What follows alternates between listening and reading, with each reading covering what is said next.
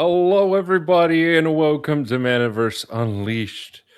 And let's get ready to set sail as we are on our way to The Curse of the Crimson Chest, Episode 2.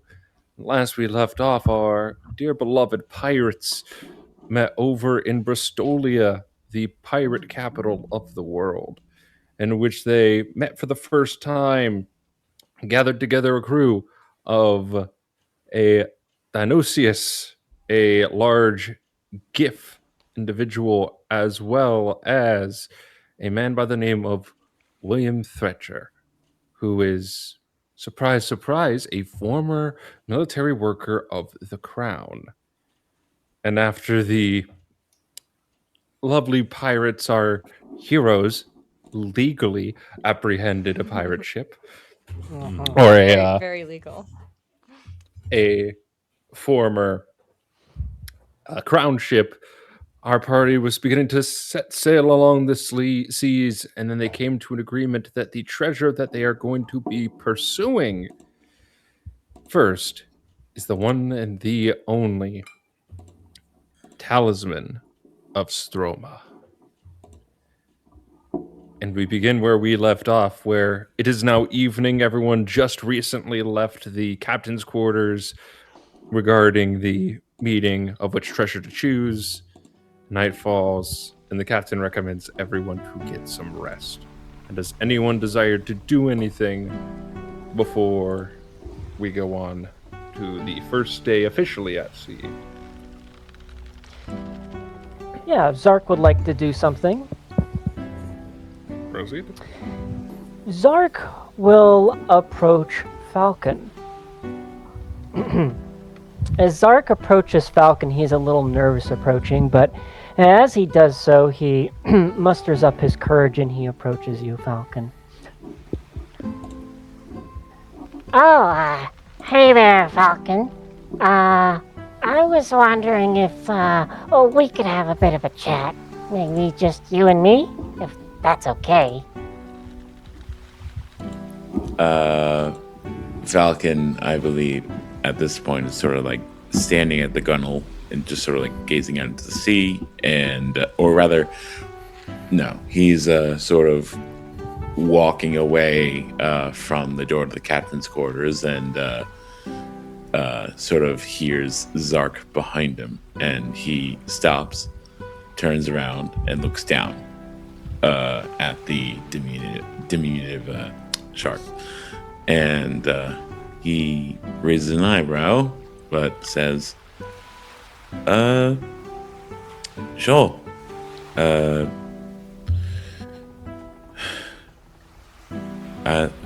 Whatever you like.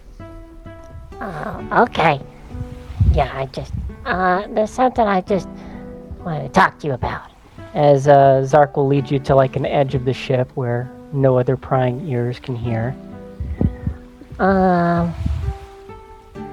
You know, I was very brave of you, revealing who you were earlier today. And maybe you're a little curious as to why I kinda... is your real name Falcon? Is that correct? Yes. Why do you ask? Well, something that you said earlier that really caught my attention. You said, by way of Atlantia. Yes. Oh, have you ever been to Atlantia before? Yes, a great many times, in fact. You have? Oh. Indeed. Well, I do have a certain connection to it. Really? Oh, that's great. You are from Atlantia. Oh, well, guess what? I'm from Atlantia too. We can be Atlantia buddies. He gives you a smile. Oh my. He, like me, he smiles and chuckles in spite of himself. And he says, "Yes, I suppose we can." And pats the shark on the head. Say, I know we gotta keep a lot of secrets about Atlantia, so I give you my word, I will never tell anybody.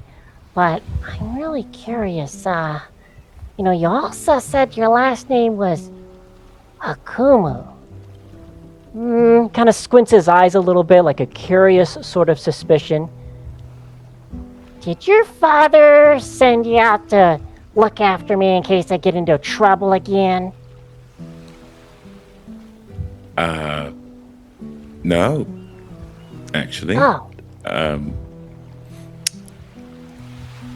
He actually told me to come here for a different reason, but you were not among them. Or at least, you were not the reason I showed up in Bristolia. really? Well, that's super interesting, because he told me to come here too. Did he now? Mm-hmm.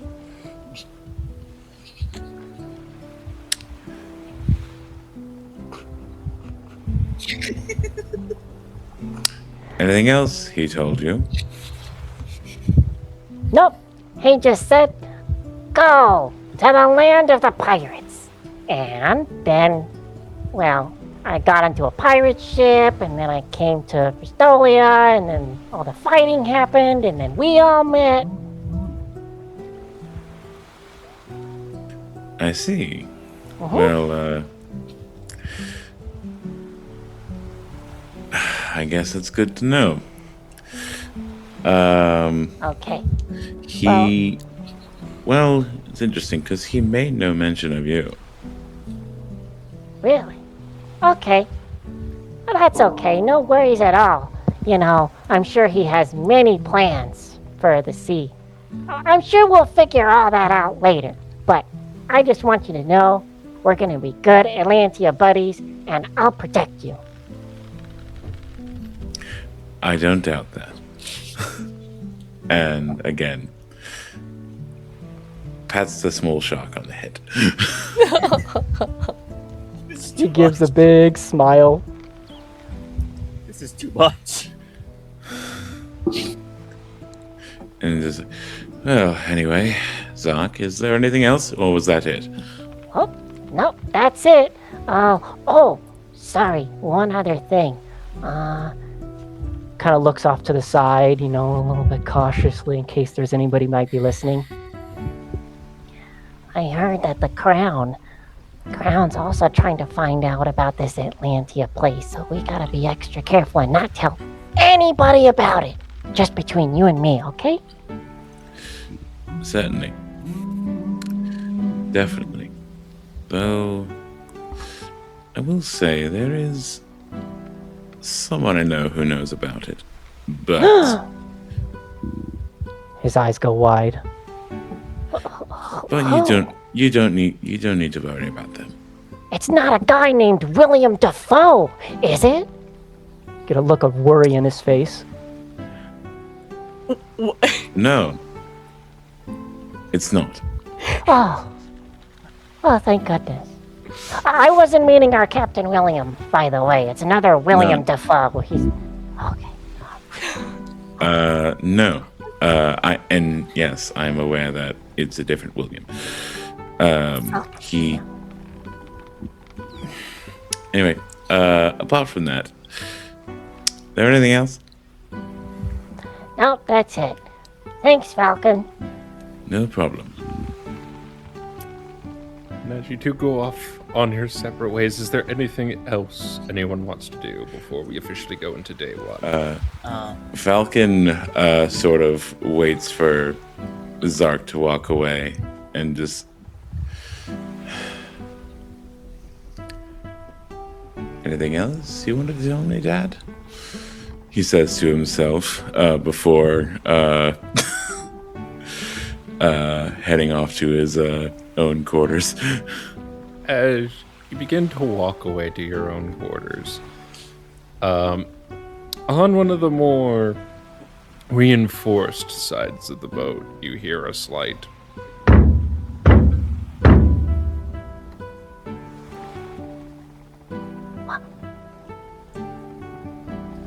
Do we need to roll perception, or do we all hear it? Falcon hears it pretty well. Though you swear cutting to the kitchen in the ship. Mordecai, I will say, good based off of its location, you easily hear it as well. Okay. What the bloody hell is that?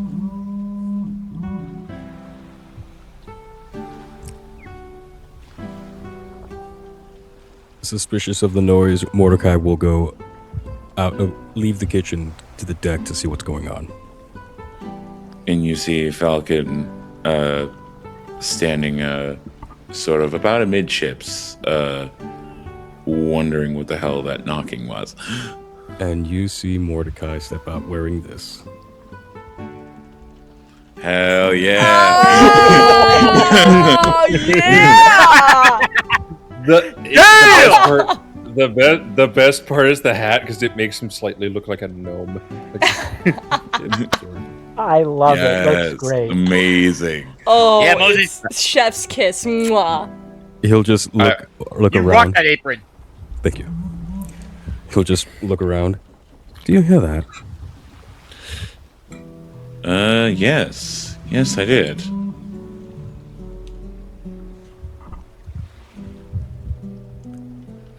Do you know what it is? As of yet, no. However, I just sort of head over to where I heard the banging from. Mordecai will follow him. All right. So you proceed to begin to look over the edge. Roll me perceptions, you two. Mordecai and Falcon.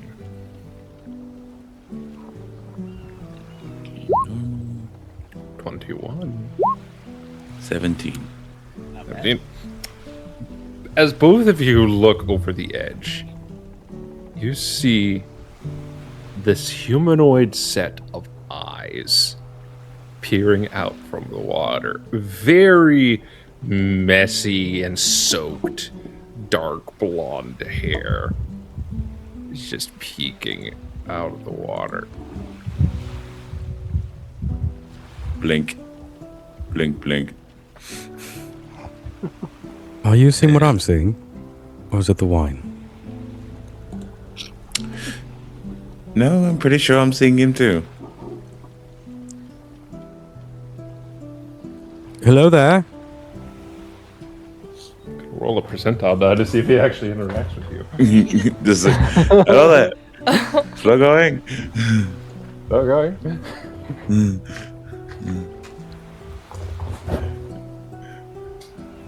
Percentile dice love this group for some reason.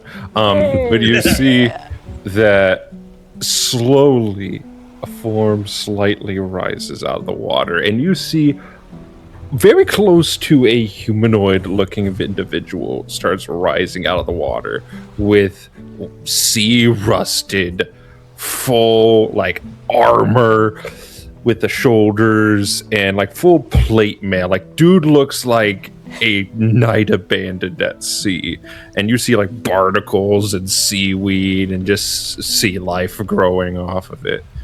And you see that this individual pops out of the water, crosses his arms, looks directly at Falcon and goes, "Hello, brother."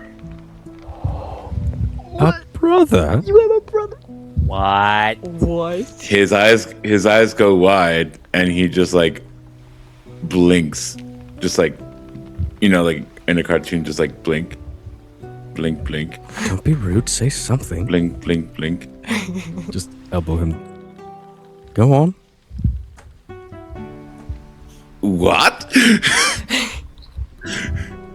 You heard me, brother. It is I, your older brother, Neptune.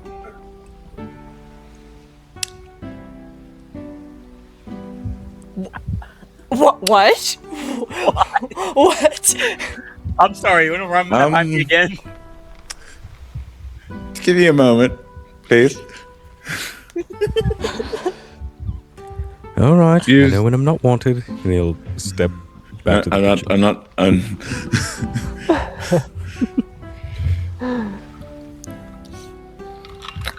You see him look at you. Like, he is like, you could see him like half tempted to like demolish the boat.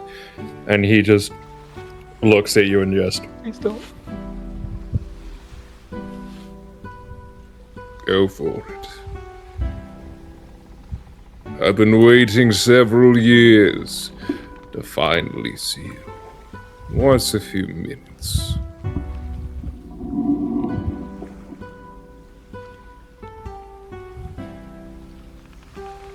Okay, firstly, what the fuck? Secondly, who did you say you were again? I am Neptune. Did mother not speak of me? I know your father does not know of me, as we are half brothers.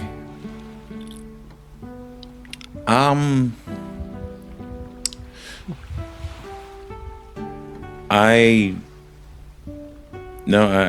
can't seem to recall her mentioning you at all, actually. You can see the point where he is like grinding at his teeth. And he looks very displeased at the fact that you said mother has not mentioned him. And he goes, so it appears that mother has not felt any weight of the sins of abandonment.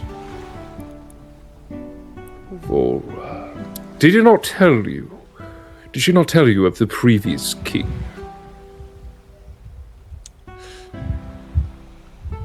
I've heard bits and pieces, but nothing she's really wanted to talk about.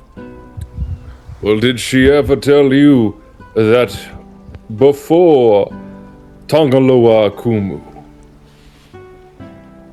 gave child to her, that she already had a son?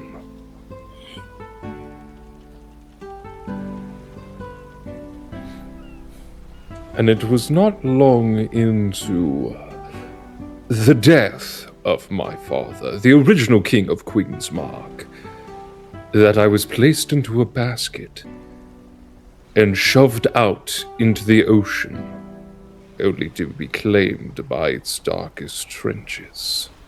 So whereas you were given a life of luxury, I had to fight for survival.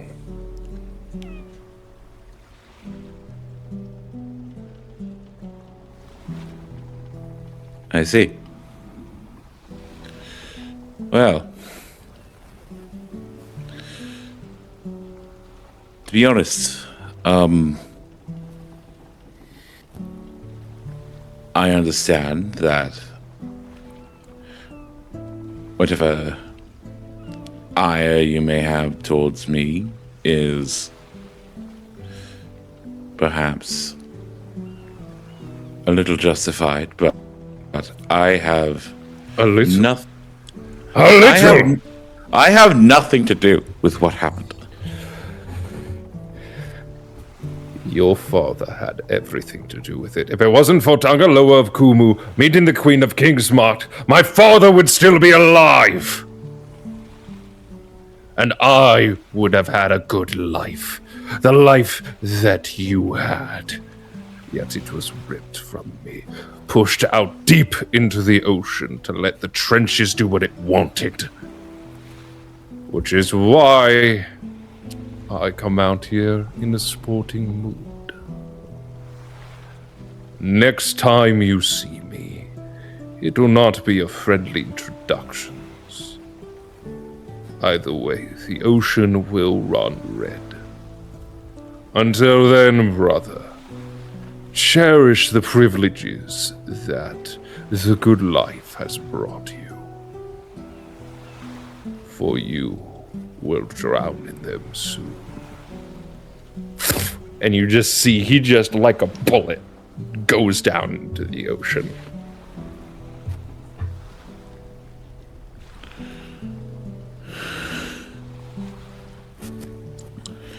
He stares at the spot where Neptune had been for several moments.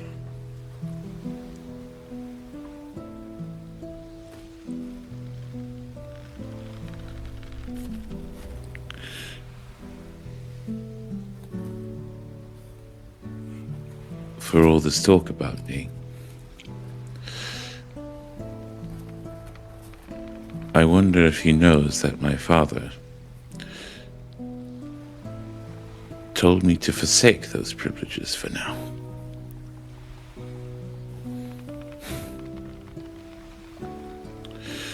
Well,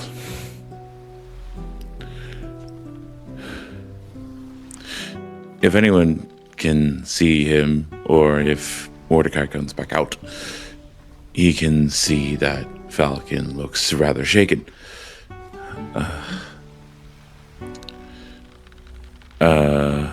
And he just says to himself again, well, next time we're in Queen's Mark, there is a conversation to be had.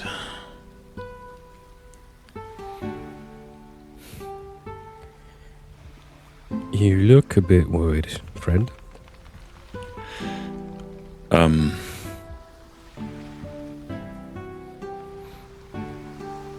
Worried and confused. And Okay. also a bit pensive. I'm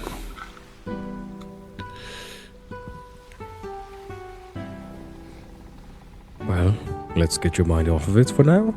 And he gestures towards the kitchen. Food. I'd love some. Right this way. And the apron is metaphorical, not literal, as he keeps walking. Don't worry. I had never thought to oblige it. Good.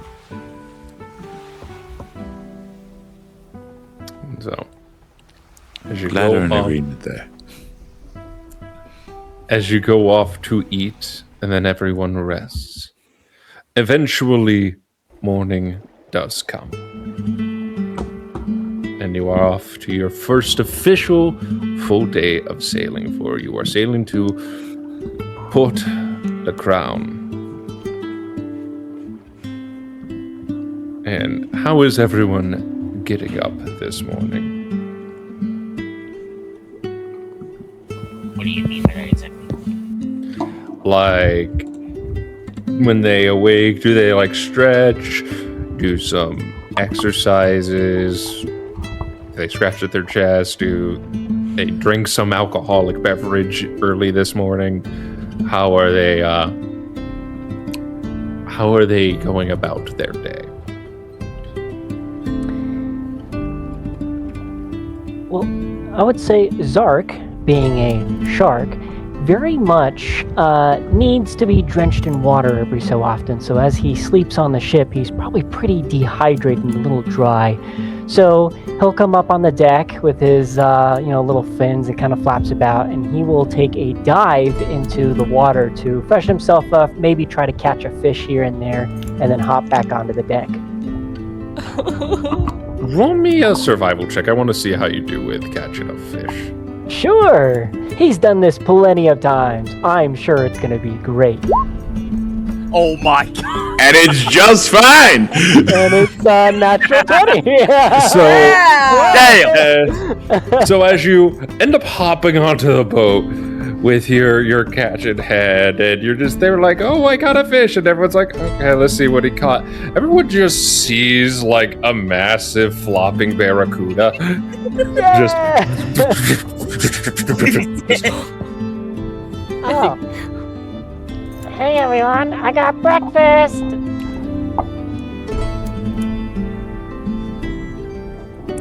And he'll pick it up or attempt to pick it up. And Look, Mordecai! Right. Someone please kill this thing.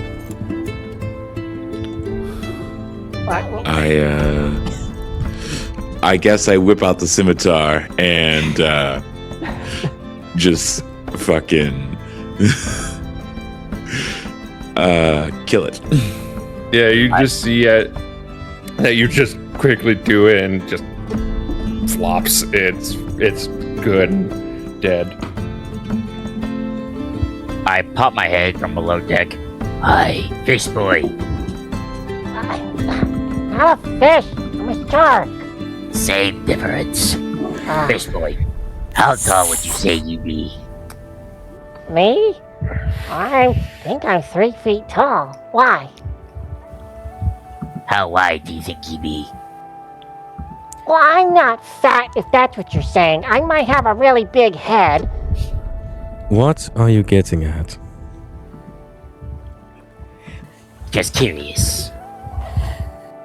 I bet you he's trying to see if I could fit in that cannon again. Sizing Again? me up. I'm sorry, did you just say again? Maybe. My head just slowly peeks under the grate.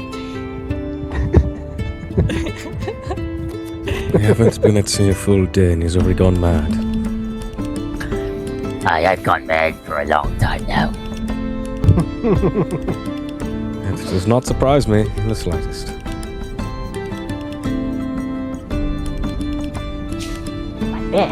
This is a fish. He holds up the gigantic fish, the barracuda. You think you could make it all nice and tasty, Mordecai? Of course, as he takes the barracuda. Yum. I'll get started right away. And he'll hurry back to the kitchen. As you do so, Mina, how do you wake up this morning? How do you go about your day? Mina, she is coming up from below deck currently. She had gotten out of her hammock, remembered she was on a boat, a little confused at the moment of why things were swaying, and she got her bearings and is coming up from below deck, sees the barracuda on the floor, sees Zark dripping wet from his nice morning swim. Her stomach does a little...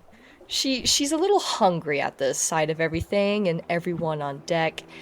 And at the same time, she's not looking too good either. She's a little unsteady on the ship currently. But she straightens up, pulls herself together, and heads over to the rest of the crew. And you see William is like just coming out of his captain's quarters, and he looks off and he sees Mina not looking so hot for a moment, and he goes, Miss Scarlet, you all right? Ah, Captain William. Yes, I am fine. I'm just not... I slept so deeply last night that I had forgotten that I was on a ship. Still getting my sea legs? I believe it is what people call it nowadays. Yes, sea legs. Nothing to be... I shall be fine. I'm going to keep an eye on you, Miss Scarlet, and if such seasickness continues, you will trade your hammock for the captain's chamber's bed tonight, and I will sleep in the hammock in your stead, for I take care of my crew around here, and I do not wish you ill.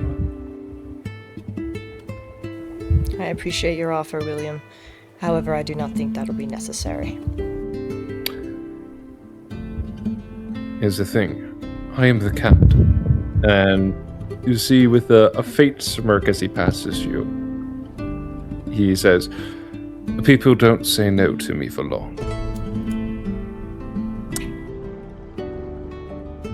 Mina watches him leave, kind of confused, kind of just not having it, but decides to be like, whatever. And then continues to just keep going towards the kitchen. It does not help that as you turn around and look towards William, his heart the entire time is just thump thump, thump thump, thump thump. Very steady, clearly indicating to you that he is not lying. Fascinating.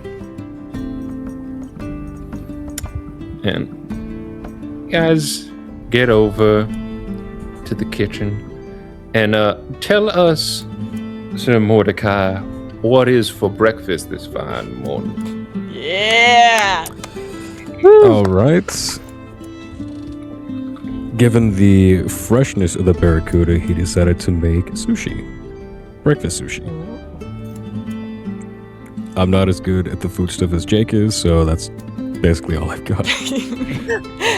So you're leaving me to improvise. I mean, You do it so good, though, Jake. You're very I was good not at prepared for this improv. at all, so So leave it to you the see, as he prepares this breakfast sushi, it's very interesting as it is this very nice looking presentation. As you can see, the clear indicator of rice and the fish, but you see like it is wrapped in a bacony substance instead of the usual like seaweed. And you can even see the clear indicators on the rice where the rice has absorbed the bacon grease. And you see nearby that there are some like eggs and potatoes and little tiny sausages next to it. And it is a very nice looking breakfast. Can I smell this from below deck? Oh, it's one of those things, it's practically like the cartoony, like visible aroma wave, and it's like going up the nose and giving you that like come hither, like food is ready sort of vibe. It appears food is complete. Just one last check. I'm taking inventory of all of our ammunition, cannonballs, gunpowder barrels, that type of thing. And I'm actually they're all like neatly sorted into like pyramids. Like for the cannonballs, just like pyramid piles next to each cannon. Mm-hmm. And You see, go on. you see that according to your stock count, there's enough for at least like a battle, but not like a full-fledged war. It's enough where you're like, you better treat it very lightly for now, for should you grab the attention of Crown Navy, you're going to be very underprepared to defend yourself. Well, better report to the captain. I then go to put my checklist into my bag, only to notice that the thing I got from William the day before is still there. Screw it. I then head above deck. Captain, where are ye? I am over here, sir, enjoying some breakfast. You may come over here and join us, and whatever you need to say can be said during breakfast. I walk over, grab a plate of sushi, and sit next to William. Then, with one hand, I'm eating the sushi. With the other hand, I'm holding up my checklist. With the stock we have, Captain, we have enough ammunition for the 1, maybe 2 scuffles, but not a full-on war. I see. Well, when we do get to Port La Crown, I do still have my rank within the military and the navy, so perhaps I might be able to sneak us off some ammunitions for when we set sail next. But that is if everything goes according to plan and we are not caught with crimes of piracy. I have a list of, well, I guess one would say a grocery list for you to look at of the stuff I recommend we collect. I hand him a list of like a certain amount of like cannonballs, a certain amount of chain shots, like stuff like that. He looks at it, kind of gives it a quick glance before very politely folding it and like putting it in his coat. Thank you, Storm. Your services do us wonders.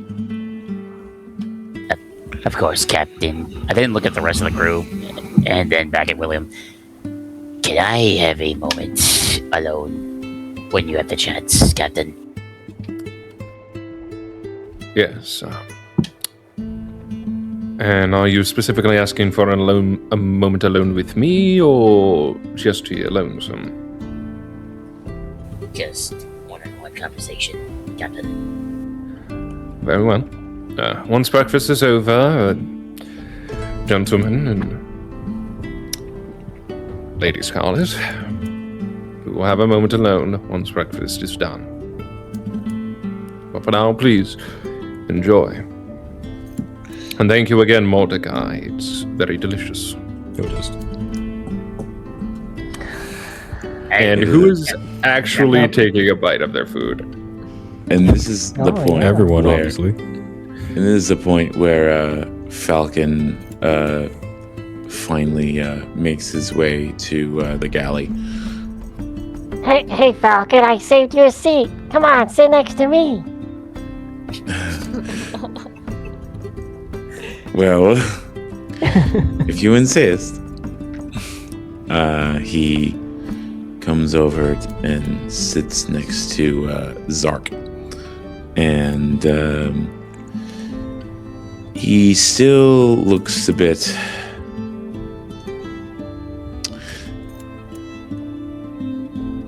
in thought and a little troubled.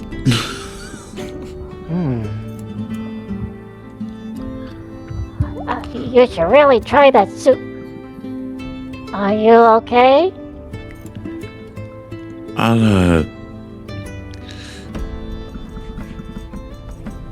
I'm not sure yet.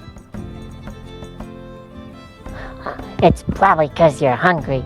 Right, Mordecai? Right. And he'll just push the plate closer to him.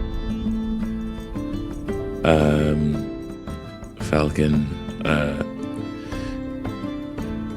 takes the sushi and just like shovels one piece into his mouth. So now we go into the actual first ever food description done by me, yours truly. So it is very interesting. You've never had sushi like this, because normally sometimes with sushi it has a little bit more of a kick sometimes, or there's more of the fish flavor present. However, this one, it has this beautiful blend of starchy, savory with a little bit of tang to it, and you can definitely get that bacony flavor ever so present there, and it has that like lovely taste to the mouth, as when you take bites of it over and over and over again, your brain just keeps going, is this breakfast? No, it can't be. So that's good. And each time you can taste that hint of the bacon, that nice smoked bacon, with that hint of the fish flavor colliding with that of the rice, and it works very, very well. And then you have the eggs, which are very nicely cooked and nice and scrambled. And you see that our lovely Mordecai here did take the time to properly season it, more beyond just that of the, salt and pepper. But, there's even that nice cheesy flavor to the eggs a little bit. And you even taste the potatoes. They are nice. And they do have they're sort of like, not scalloped potatoes, but they are like those pure diced potatoes. And you can see that they have that lovely layer of salt and pepper with it. Also took liberty of adding a little bit of like an extra special, almost like gravy to it on top. And it has that very hearty, almost country style flavor to it, which makes it a very relaxing moment along the sea, almost reigniting the soul, as it were, this early in the morning. So, thoughts? Do you have anything with a little bit more kick? little bit more spice. And he's meaning like a heat spice, not like just regular spice. I'll see what is in the kitchen. A moment, Mordecai. I think I might have something in mind. Oh? By all means, go ahead. Storm, how much of the cake do you want? Surprise me. Very well.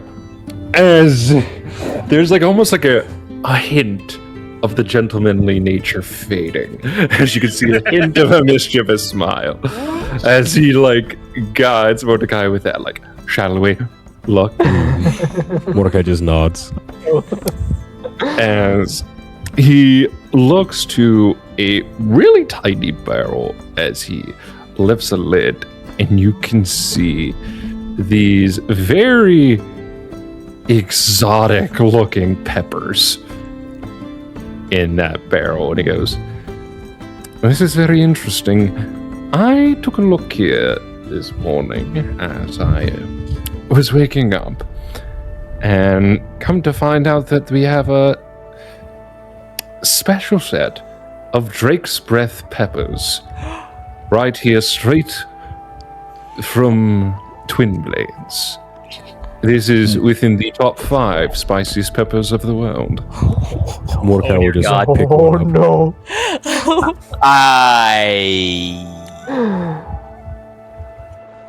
Alright, I'm sure I can make this into a sauce of some sort.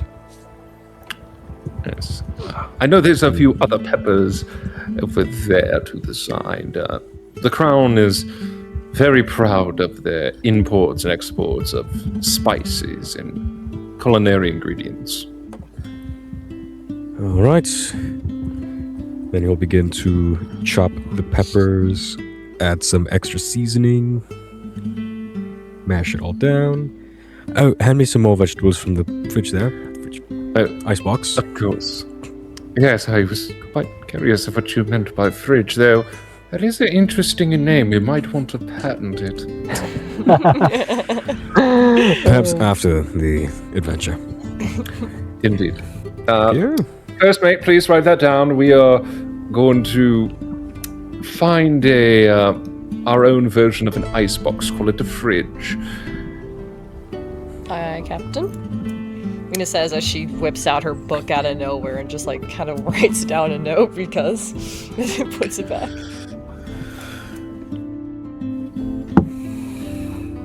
And there. As he like slides it across the counter. I believe he might want to pour it out either on his potatoes or his eggs, or if he's feeling adventurous, both.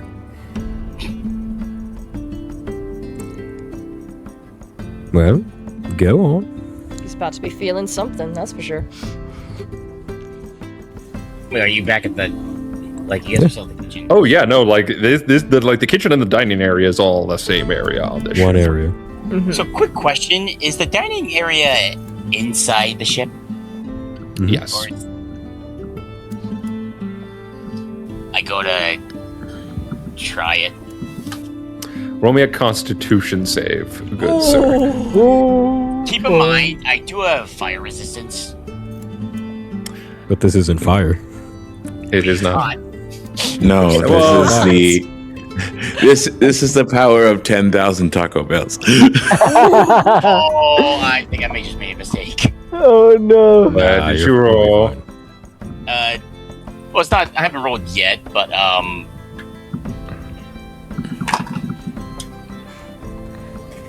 Constitution save, you said? Yes. Yes. I have a -2, so that's 10. Okay, so you take a bite, and there's that moment where you're just taking a bite, you're raising your eyebrows or shoot you in like, oh, this is good. Like, pretty tasty. And then you see as like everyone's looking at you, you're just sort of like pointing out the ingredients, like, hey, like what's this, what's that? And as like everyone's looking, you're occasionally going,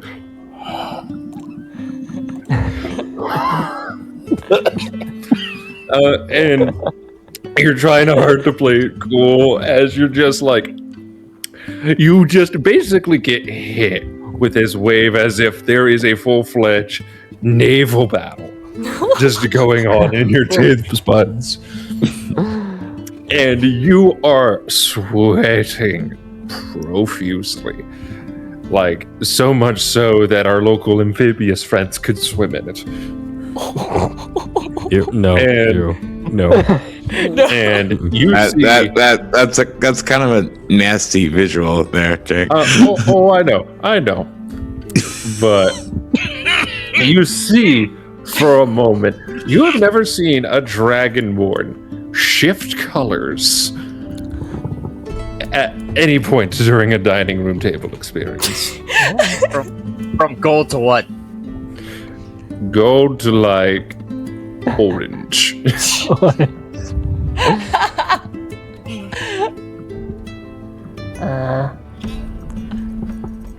Anybody else notice he's turning orange? I didn't know you could do that. Mina just watches and then goes, I don't think he's okay. No. As I yell out, I unleash my fire breath. In Get the ship? bucket! That's why I asked if we were inside or not. All right, I'm gonna roll a. You know what, Mac? I'm gonna need you to roll me a D100, which is going to be your D10 and the dice that looks very similar to it, but with like 2 numbers on it. So I'm going to need you to roll both. You are going to want a high number. So a D10 and the percentage dice. Mm-hmm. Yes. I think that's a 9. The line's underneath the tail, so I guess 9 and 40. Okay. So 49. So as you are doing this, the flames just go up, and you can see a bit of it start to reach the wood on the ceiling. And you can see the fire is slowly starting at one point and beginning to spread. Oh no. He'll just grab the flag and start to put Adamus out first. Just hitting him in the face with the rag. Oh, the rag you said? Yeah. Out! Mina. You'll need something to extinguish the flame. Mina. I'm trying. From her seat and heads straight to the kitchen to grab a bucket of water. The kitchen area that would have a bucket of water. And on her way past Storm, she definitely in a very more upset, angry, absolutely annoyed tone says, "You fool!" and grabs the bucket and heads back over. By pure instinct of seeing this fire, Zark will run out towards the deck and yell out, I'll be with water as fast as I can. and then you hear a sploosh as Zark goes and dives into the water. Zark will attempt to, with his large, kind of head, his great white shark head, attempt to suck up as much water as he can into his mouth, and then climb up. You've got gills, homie. It just go right through.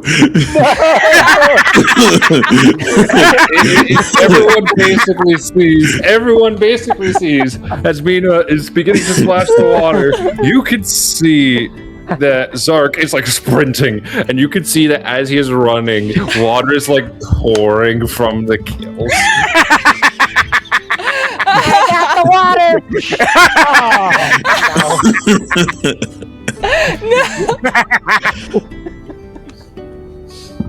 And eventually the fire is put out. Oh no. A for effort.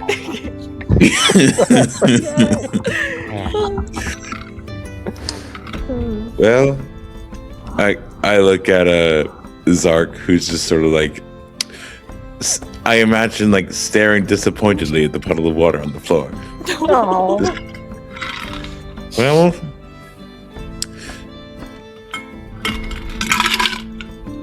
I admire the spirit. After my fire breath dies down, I head back to the dining room. Mordecai, that's be the best sushi I've ever tasted. But you will never taste it indoors ever again. It's quite. If you feel an explosive reaction, please head to the exterior. Understood, Captain. A puff of smoke comes up when I cough. Oh, that was glorious. All right, get out of my kitchen as he starts picking up the dishes. You and I gonna have our talk in the captain's quarters, Storm. Yes, Captain. Now, as he escorts you over to the captain's quarters, and what is everyone else doing in the meantime? I think Falcon goes up on deck and just sort of goes back to the gunnel, gets starboard gunnel, and sort of looks out over the water. Just, are you planning on telling me anytime soon? He sort of mutters to himself. And Falcon, I want you to roll perception for me, really quick. 17 again. You notice that as you were looking out into the water, you see that there is a gentleman on a little rowboat, and he is rowing as you are having this thought. And this beautiful, heavily sun-kissed man is rowing, and you see him occasionally, like, bump into the boat, into the ship. And he goes, "Oh, sorry about that." And is like, you see him, like, be trying to sail with one hand, but he's, like, keeps patting the ship. And you can clearly see, with that 17, that this gentleman is blind.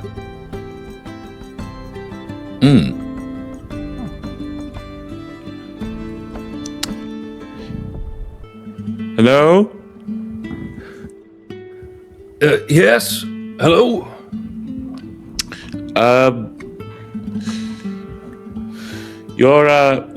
You've come up against our ship.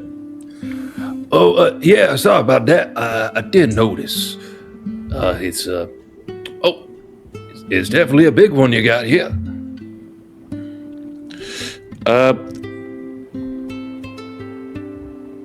How can I help you? Well, I don't know. Would you be, happen to be going towards Queen's Mark anytime soon?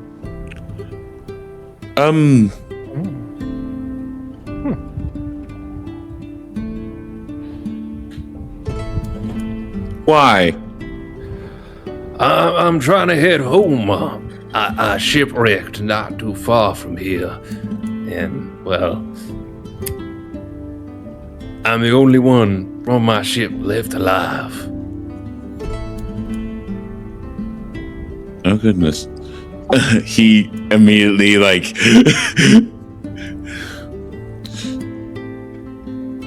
What happened?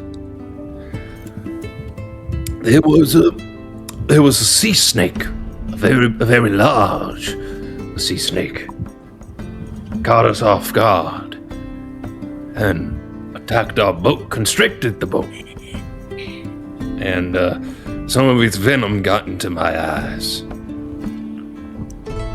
And so now you're blind. Yes, sir. I'm very blind.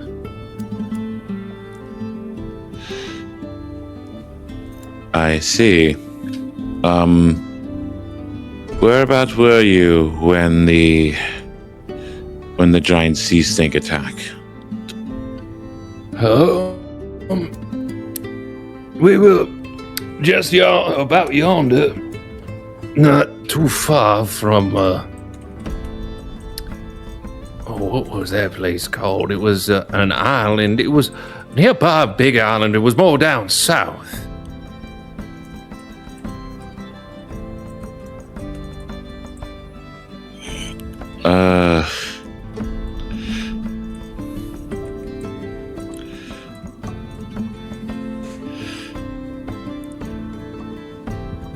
Where down south? I don't exactly know the name, but well, if I could see and if I had a map, I would be able to point it out to you. But well, what do you remember about it? Well, nearby there was a bunch of rowdy folk. Smelled like a lot of booze, screaming. Heard something about, "Hey, you bastards, give me back my boat." Oh, so wait. So you were near Bristolia? Bristolia? That's where I was? You see like a little bit of fear in his face. What have we done? I got that boat fair and square. I don't know what he's complaining about. That is going to be his next apron. I got this kitchen fair and square. I am the chef now. But I look around to see if there's anyone else around me. Would anyone else be on deck? Mina would, Zark would, Mordecai is in the kitchen, and Storm is going with William to the captain's quarters. But I would say for Zark, the captain's quarters are like he has to go out on deck to reach them, right? Indeed. I sort of look astern to see if he's there.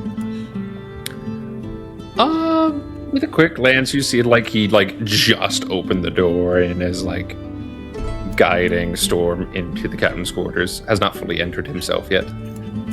Captain? Yes, Falcon. I know you have a meeting with Storm right now, but could you come over here for a second, please? All right. He looks over to Storm. You stay right here. Touch nothing. I'm not a child, Captain. Says the man who doesn't know the difference between a shark and a fish as he closes the door. They're the same thing! I swear when we get to Port de la Crown, we are finding you a marine biologist. I love it. This is awesome. And he adjusts his coat and heads right over to Falcon. The moment he gets over there, I point over the gunwale at the man in the man in the boat. Yeah, you see, he's like touching the boat. He found a rope blindly and is like holding on to it. And you can see his rowboat is very awkwardly swaying next to the ship.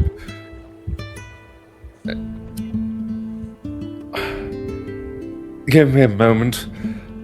You see him like quickly take off his coat, toss it to the side, and you see him roll up his sleeves. This won't be my first time having to get a man overboard. And you see him climb down the ship from the ladder, heads on over to the rowboat, and you can see there's a bit of a back and forth conversation for a bit. And you see at one point they nod, and you see William gently guiding his hand over to like provide a handshake so that the gentleman does not, blindly not see that there's handshakes, but that there's notes of an attempt being made. And you see that this man full-fledged fireman's carries this gentleman while climbing the ladder of the ship and then putting him on deck. Why? Oh, thank you, sir. Much appreciated. You're welcome. And you said your name was,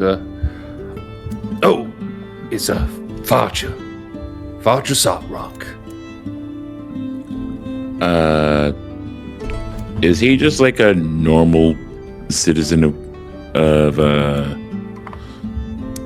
Queen's Mark? So like Falcon wouldn't necessarily know him. You can either roll an investigation or a history.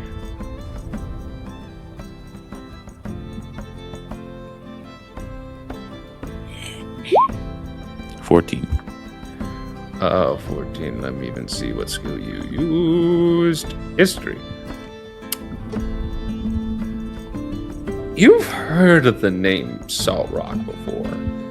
You're not entirely familiar with who he is, but his name is of note to you at very least.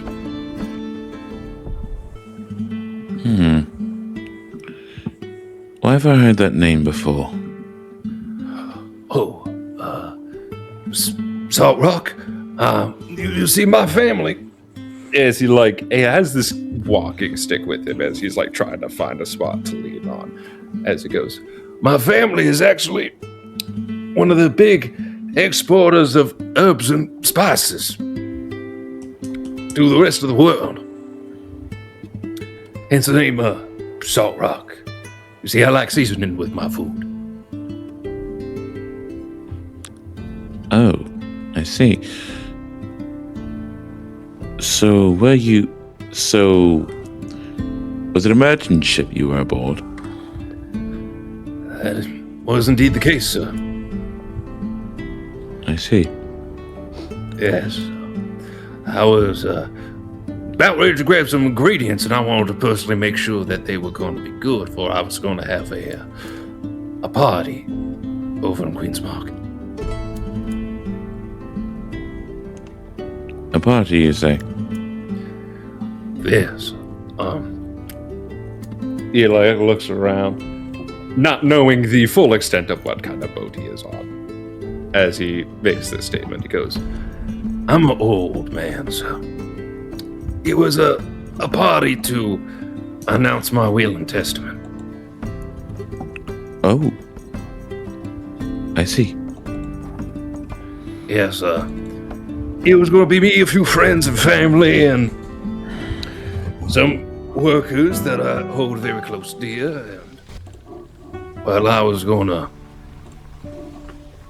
figure out who I pass on what to.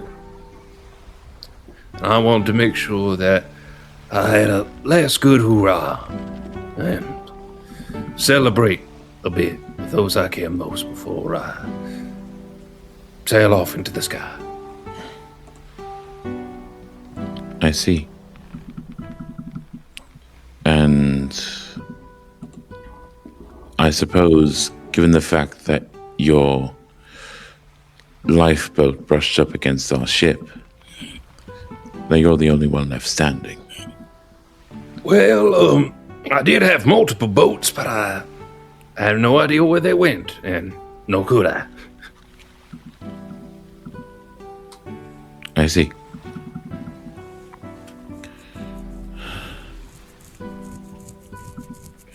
And might I know what your name is, sir?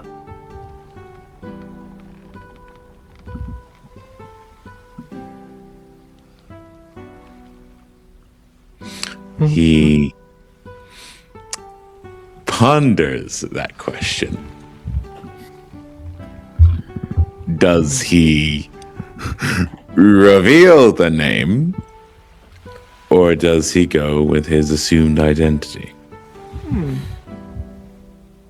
Because this man's attitude will might change a bit if he knows who he's talking to.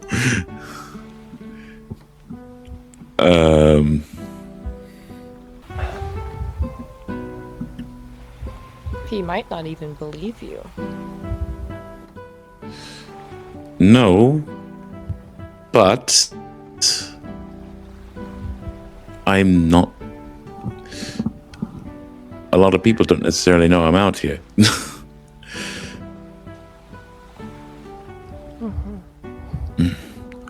And luckily he's blind, so he'll just have to take my word for it.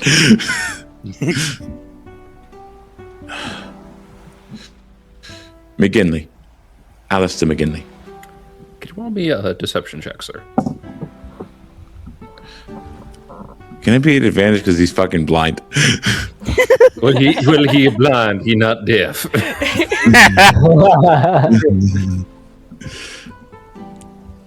Okay, fine.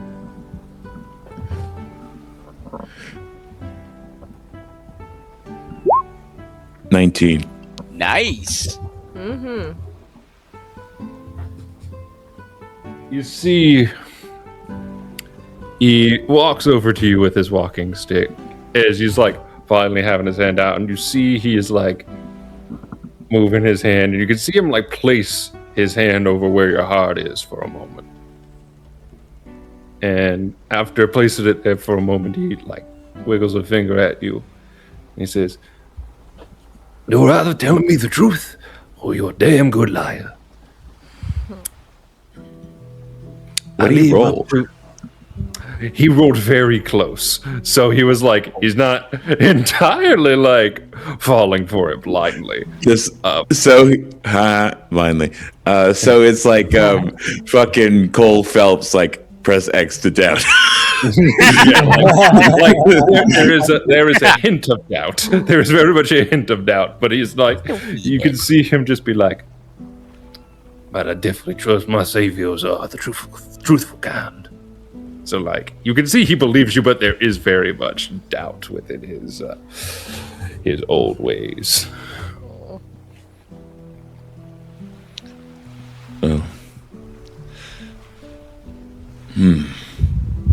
And I will say, sir, that you also probably a hell of an athlete. You got a strong heart to you, especially out here with the ocean.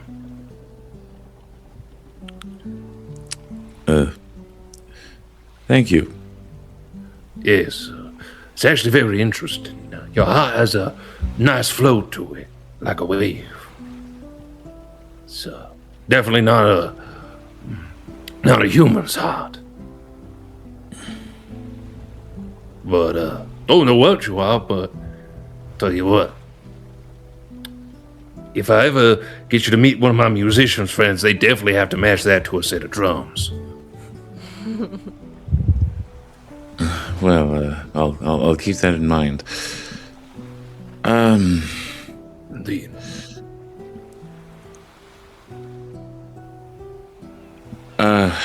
So I guess let's get you comfortable, and we'll hear a bit more about your deal, eh? Oh, well, thank you. And thank you too, William. It's very nice to meet an honest man. As you see him like wobble a little bit with the cane. As you can even swear he's like having this weird hum rhythm beat. As he follows you to where you guide him to get comfortable. And it's like you hear him go, whoo, da da da, whoo, da da da. And you're like, is he making a beat to my heartbeat? Just, I mean, alright.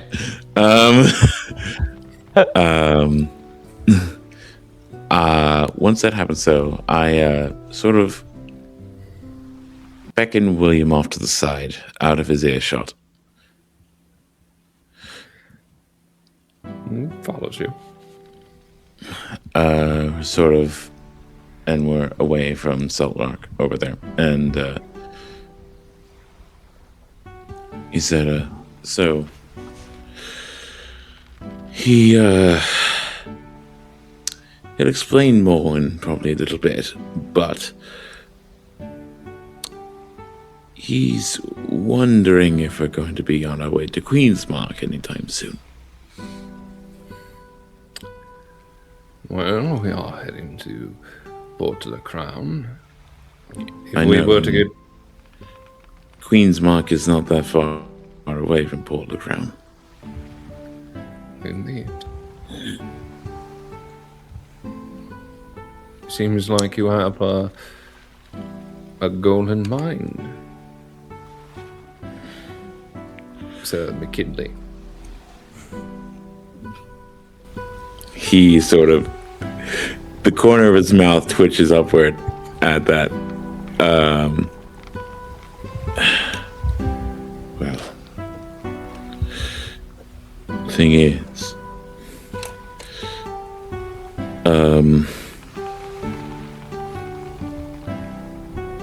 I have heard of his family.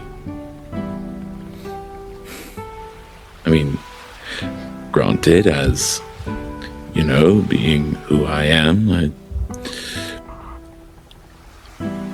commerce isn't exactly unknown to me. But I'm so soon after setting out, I'm a little loath to go back home. But if he's here, we might need to drop him off all the same. Indeed. We will discuss it amongst the crew. And thank you, Mr. McKinley. I very much value your opinion. Falcon nods. Anyway, let's hear what this old bastard has to say, eh? You see him look at you with a bit of disdain when you say bastard, as he goes, It's a term of endearment. forgive me, I still have a bit of my etiquette from my origins with the crown. Forgive me, that's some of my father rubbing off on me. Yes, looks like we are all instruments of our past then, eh? I suppose so. Yes, but just come to find out what our true tune is. As you see him head towards the captain's quarters and closes the door behind him as he then looks to Storm. So, my dear Firestarter, you said you wanted to speak to me in private. Well, you have your privacy. The floor is yours, metaphorically speaking. I reach into my bag and pull out the gold scale. Could you tell me about this? Yes. As I've told you, I was on a mission regarding a solar dragon. That came from her. It's one of the reasons why I chose to no longer follow the crown. Believe it or not, sometimes the crown is worse when they decide to do what they see fit. As well, what they do is accordance to the law. It is not bound by moral respect. You said there was an egg as well? There was, though a gentleman did run off with it. Did the gentleman sort of look like? Then I give a description of my father. From what I did hear, a gentleman of that description did raid one of our other ships and take the egg.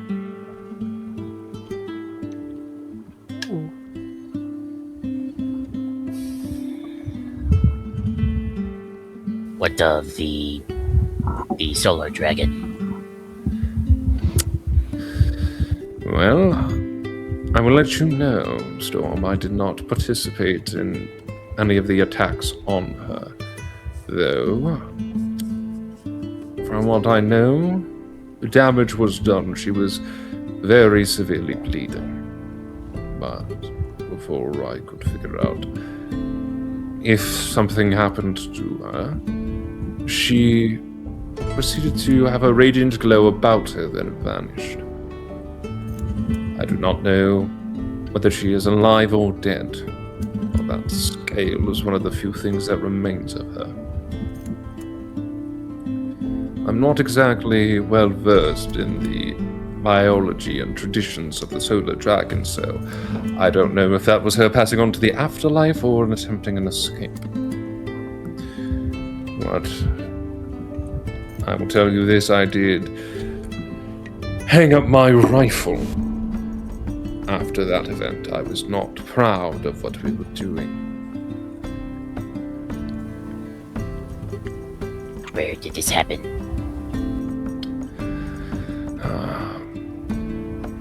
It was more closer to the east of where we are now. It was somewhere in between Bemu and Serpent's Rest.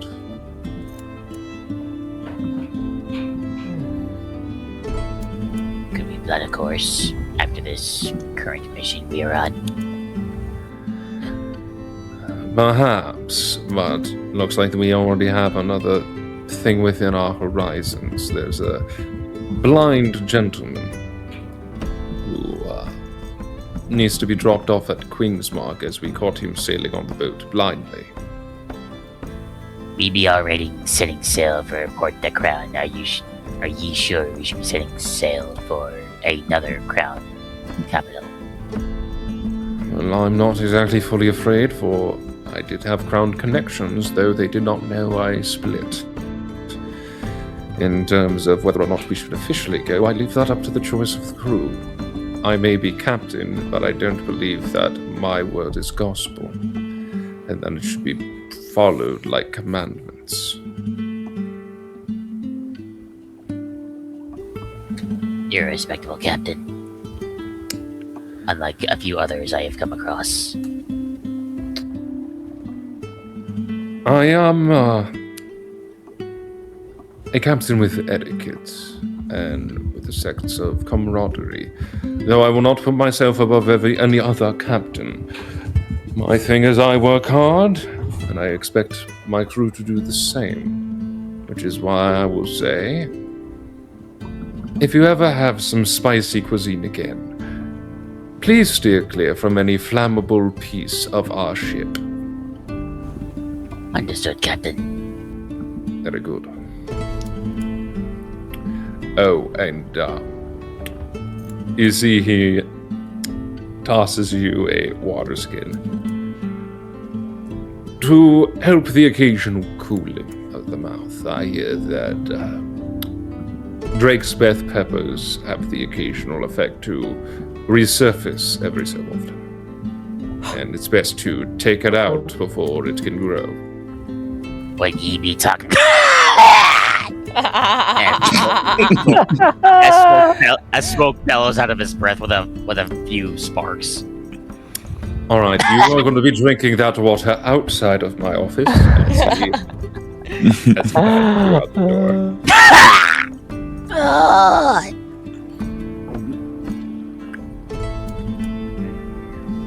And he guides you out. So that was what Storm and Falcon were doing. What about Zark, Mina, and Mordecai? So, I didn't want to interrupt, but I would say after breakfast, Zark would actually go into the kitchen to where Mordecai was. Okay. Mordecai, you see Zark approach you, and he has nearly finished his plate, except you do see there's some rice and potatoes left behind. Oh, hey, Mordecai? Yes. Are these starch thingies? Yes, they are. Oh, okay, I thought so. They didn't They taste a little funny in my mouth, you know. Well, if you don't like it, you can toss it overboard. No, I don't want to toss it overboard. I'm sure it's delicious. It's just I got He gives you a smile. really, really sharp teeth, so it's a little hard to, Hey, have you seen our hippo friend around? Do hippos like the starch stuff? I believe he might still be sleeping. I haven't seen him. As you say that, you just hear the boom, boom, boom as he is just entering the kitchen going, oh, morning. And Oh, Food's right over gives there. have a late plate. Yeah, very interesting. Have some culinary talent there, Mr. Mordecai. Thank you. Is there any leftover spicy sushi left that he could accidentally take? Nope. Chance. Nope. No. No. No. Yeah, James reaches over the die. Oh no. He threw that overboard. You see for a moment as he has a mountain of food, he looks over to smell this nearby of where that was prepared. He goes, oh, shame that's all gone. And you just see him in quick succession flick his plate up and in one motion just Wow. Wow. Zark's staring at him wow. Hungry today, are we? oh, excuse me. Yes, very good. He awkwardly shuffles over towards Mordecai and very awkwardly just goes,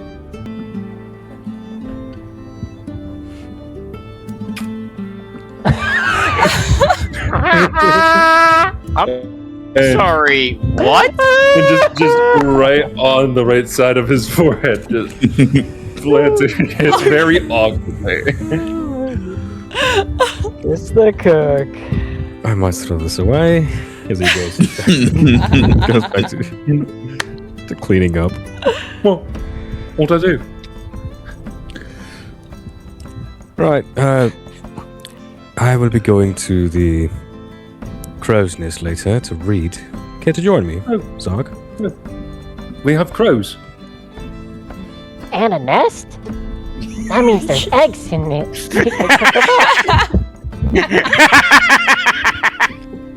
Not a real nest. No, we don't have any crows. That's what the big thing at the top of the ship is called. Oh, Oh. I thought it was just a tower. Sort of. I was not allowed to go on it on the last ship I was on. Yeah, so I'm afraid you'd bring it down. Unfortunately. Yeah, that's actually why. Sure, I'll join you, Mordecai. No problem.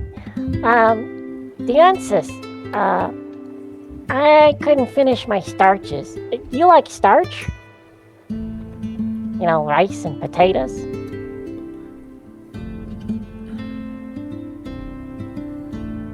Oh, talking to me. Yeah, Dionysus. Oh, yes, I am a big fan. Right Sorry, here I got distracted by the scent of these here peppers. Mordecai will just slowly push into the Oh, side. no.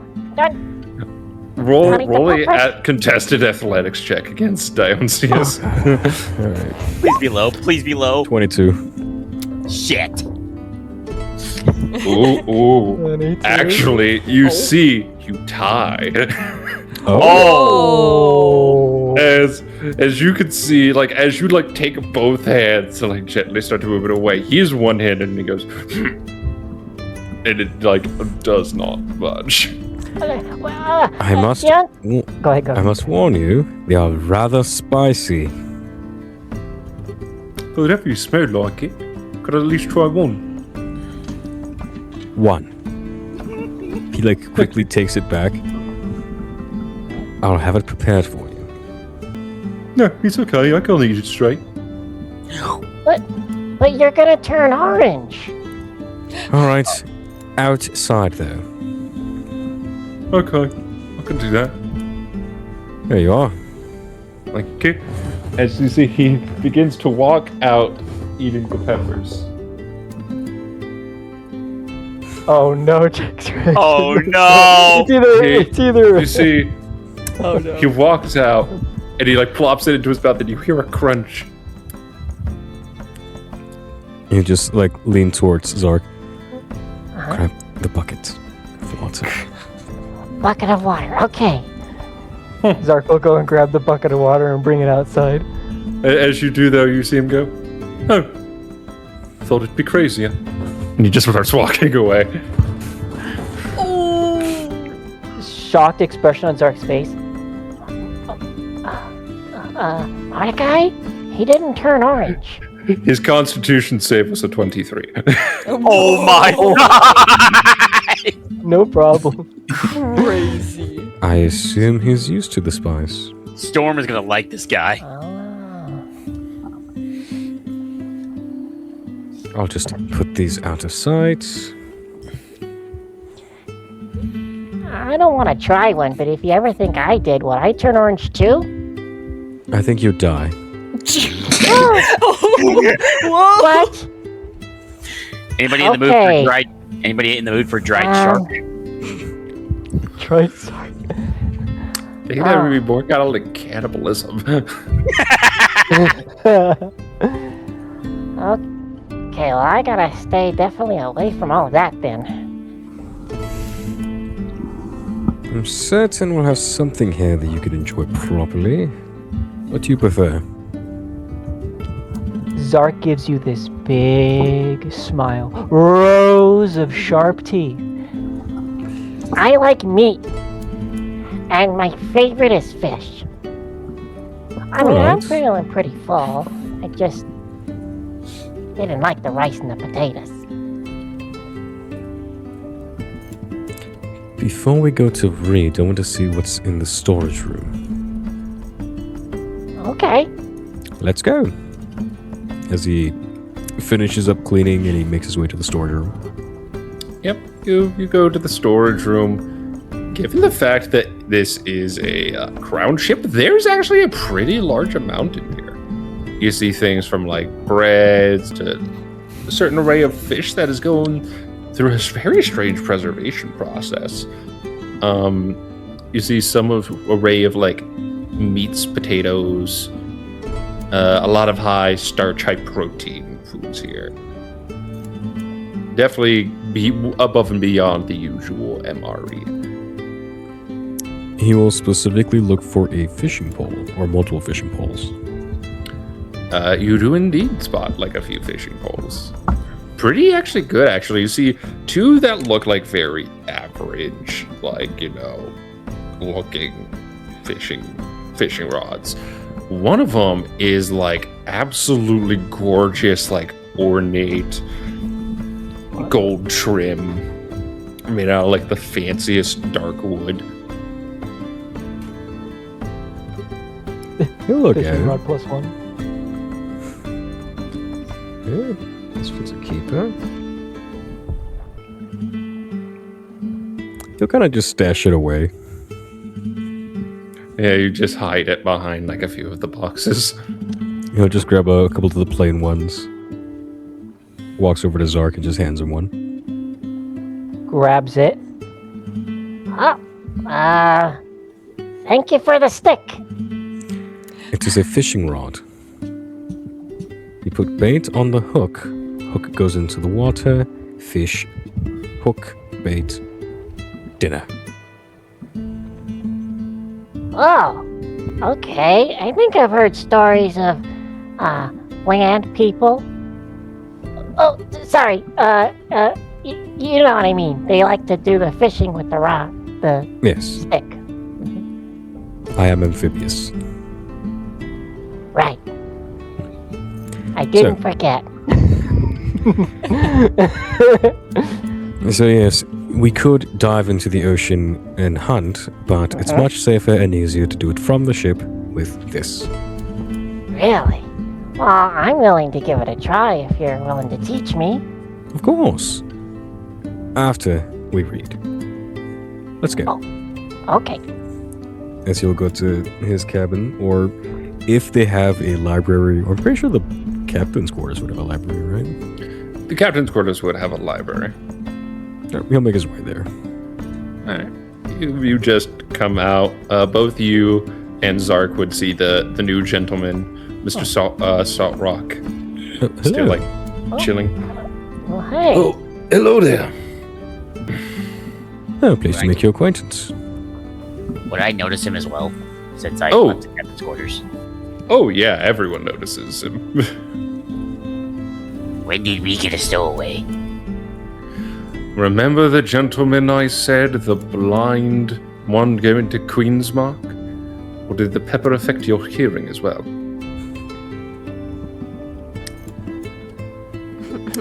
That's what I thought.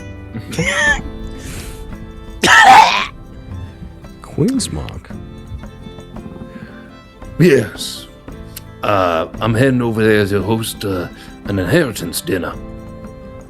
Oh. And my time is coming a bit short. I see. Shipwrecked. I was going to get some herbs and spices and whatever I needed to host a really big dinner. But a large sea serpent took out our ship, and some of the venom got into my eye. Sea serpent? Like from the trenches? Oh, it was a big one. Probably bigger than our boat that I was originally on. Sounds like a fun challenge. Oh, I don't know about that. It was a hideous, massive, ugly beast. Like an ex-wife you can't run from. A grin appears on Storm's face. Say, Captain, could we go fishing for a specific snake? If it comes across our path, we can handle it, but we are still on our route to Port the Crown. We are still after what we are after, which is of a more priority than hunting a sea serpent. Understood, Captain. Zark will approach the man. Hey there. My name is Zark. What's your name? You see him pat his stick around and is waving it around, and then at one point it baps you on top of the head. Oh, you down there? Yeah, I'm pretty short. But it's nice to meet you. My name is Zark. What's your name? My name is Mr. Salt Rock. Okay, Mr. Salt Rock. You said you came from a shipwreck?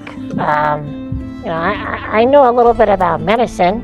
Do you have any scratches or bumps, or maybe I could take a look at your eyes and see if I could do anything to help?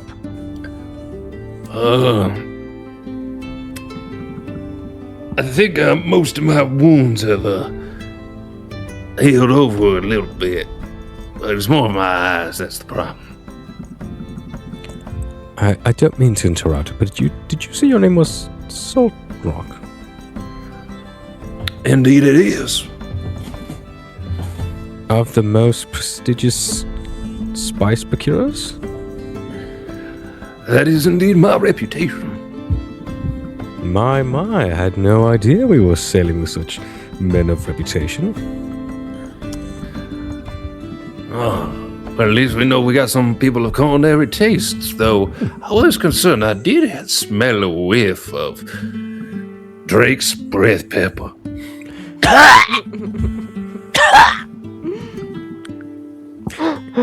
Yes, we happen to have some on board. It was Would you like to try some? it'd be one of the greatest. Oh, no, thank you. Unless you got some meat that you can use as a marinade, I'm probably not interested, though. I know I do got some herbs and spices I could probably offer in exchange for possibly dropping me off at Queen's Mark. But of course. Here, sir, did you get my bag? Already brought it. Oh, good. As you see him pat it around with his stick, he opens it, and you see that, like, dude has, like, cinnamon, cayenne pepper, a little bit of lemon juice. Dude has got a lot of herb spices in there. Dude's got a spice rack in his bag. Basically. Do you have anything spicy? I did You've procure had this. your share of spice today. I did procure this. As he whips out a jar of a pepper, singular pepper, yay big. What? And it is like marinating at this large pool of this like reddish blackish oil. And goes, this is what we call power word spice. It's the spiciest pepper in the world. Power word spice.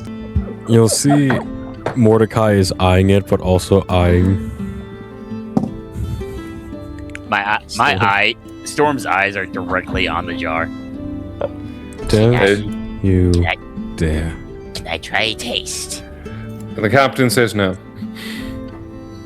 I say no. I'm above. No. I'd be above deck. To be honest, though, Storm, considering what happened at breakfast, I believe Falcon has come over to join them. Out of what happened at breakfast, I think you should stay away from anything remotely spicy.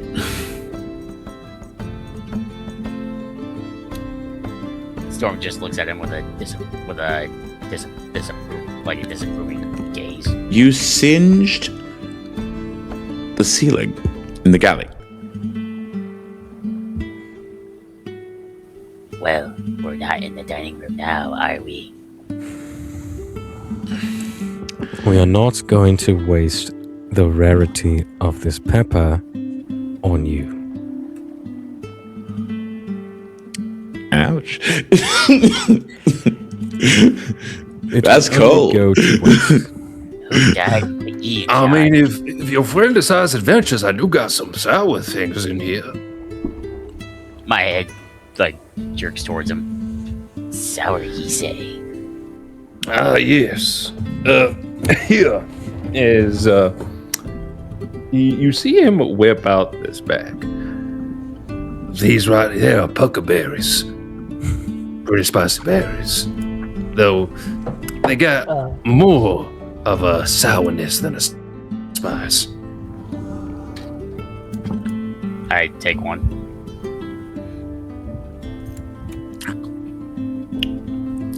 This one's going to be a constitution save again, but it's not going to be as fiery inducing. Once again, that is a -2, so 10. You're like,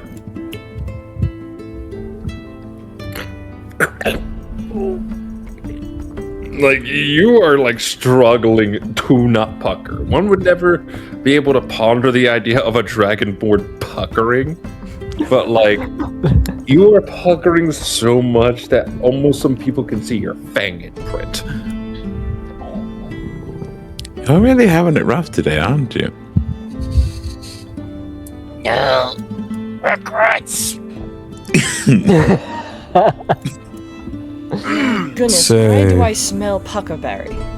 Mina says as she walks downstairs from the helm and crosses the deck, noticing Storm, then looking at everyone else and kind of piecing things together. Oh. Hello there. You see that Mr. Salrock is looking in the completely wrong direction. What's the matter with him? Puckerberry. Oh. What about the man? Ah. We've gotten a stowaway. Not a throwaway. More a survivor. He was apparently on a ship bound for Queensmark. And not too far away from here was his ship was set upon by a giant sea serpent, and which blasted the boat, which I guess surrounded the boat and constricted it to pieces, and our new acquaintance was apparently the sole survivor of the ordeal. The sole survivor, you say? Is that right, by the way? Yes, indeed. It was a rough time. But where's this lady at? Over here, sir. I say, Oh, and she gets kind of closer so that he can hear her voice closer. oh, there you are.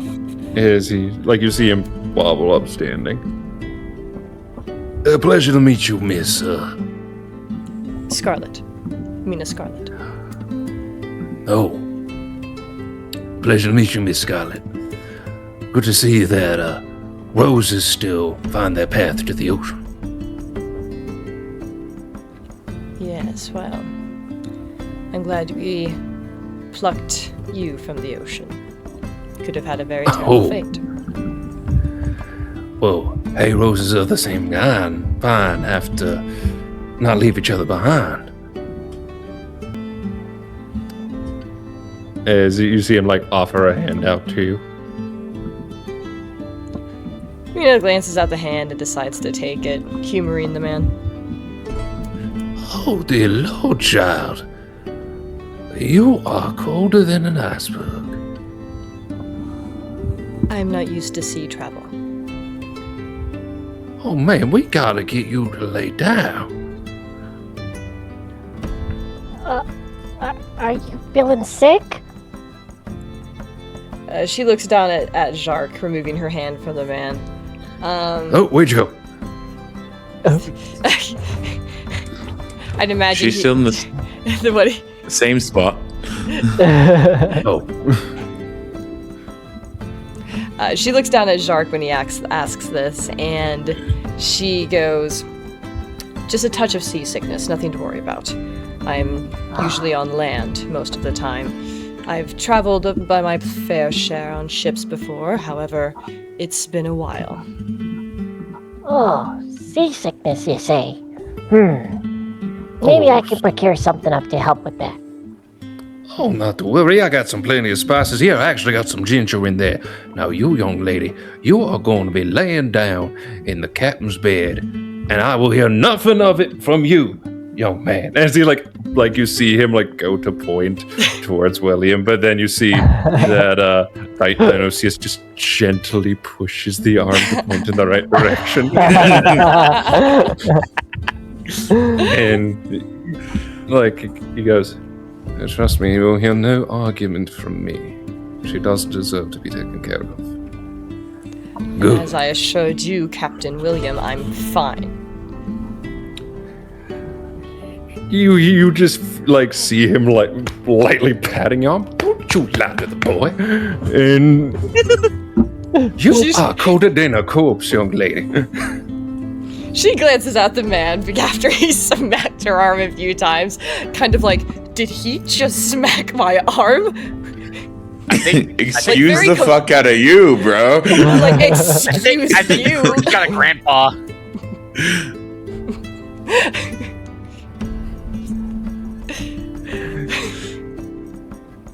Now let's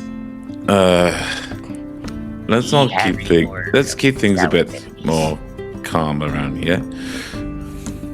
Yes, we shall. Well, young lady, you are going to bed, that's in order. And I'll see to it that your captain there brings you something nice to eat. Mina is about to strongly protest about everything. You see, like, every moment we- you're about to say something, he goes, Can he see now or something?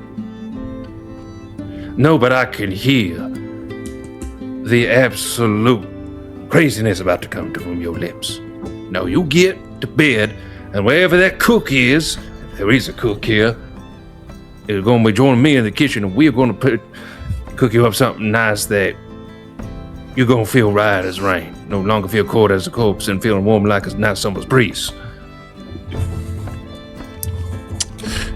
Anyway, Go on. Well then. We have anyway, something to do. while we before we set about doing that, how about we hear how about you explain to everyone else just what happened? Right. Like where you were, like what you noticed before the attack, like all of that sort of thing. Well, on the island, I did hear a bit of a ruckus over towards the land in the distance. Some rowdy folk raising some hell, as it were. Definitely smell of booze and someone yelling, someone along the lines of, "Bring me back my ship, you son of a bitch."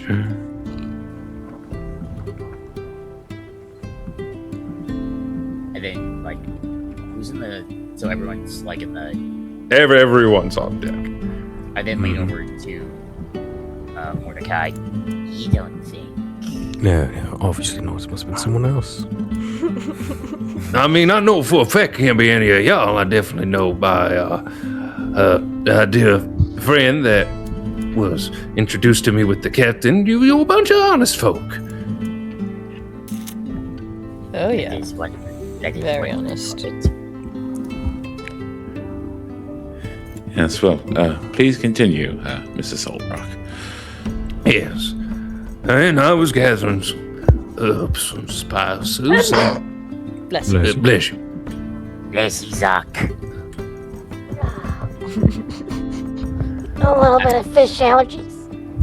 Bless you, fish boy. Yeah. And we were on the boat, and then heard a bunch of hissing. And then a large serpent came out of the water as we were sailing and constricted our boat.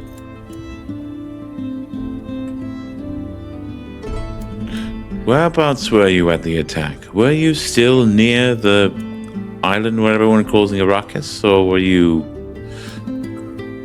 further north at that point? We were further north.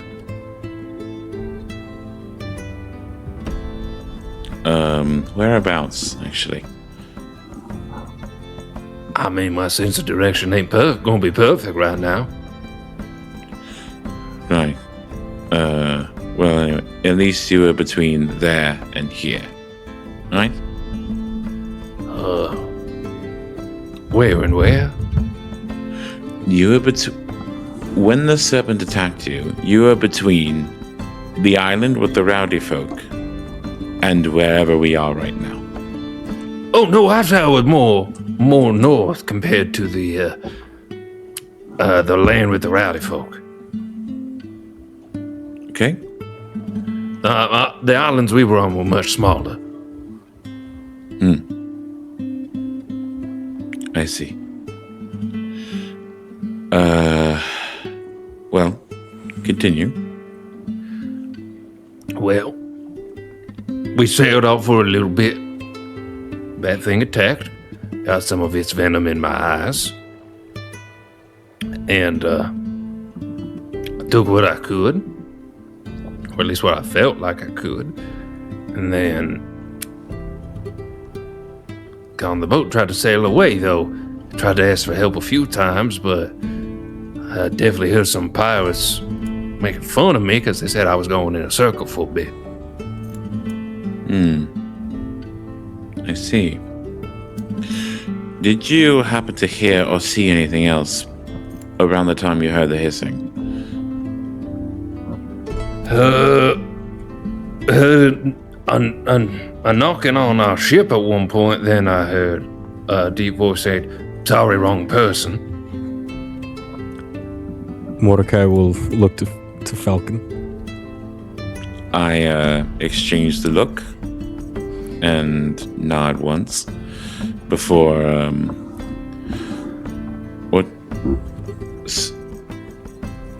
Well, that sounds incredibly unusual. Indeed, though, I mean, it won't be the first time. Before we even got to the islands, I had a strange nightmare from the time before. What sort of nightmare? One of my friends provided me a little gift. It was this coin. Yay big. Had some weird writing on it. Said it had something to do with a deity called Stroma. What did you do with the coin? I gave it home. And I put it under lock and key and made sure that the honest to gods I had access to were keeping track of the house. I see. Do you happen to remember where that certain key was? Oh yeah, I know where I put it. I was told by a friend of mine, William Defoe,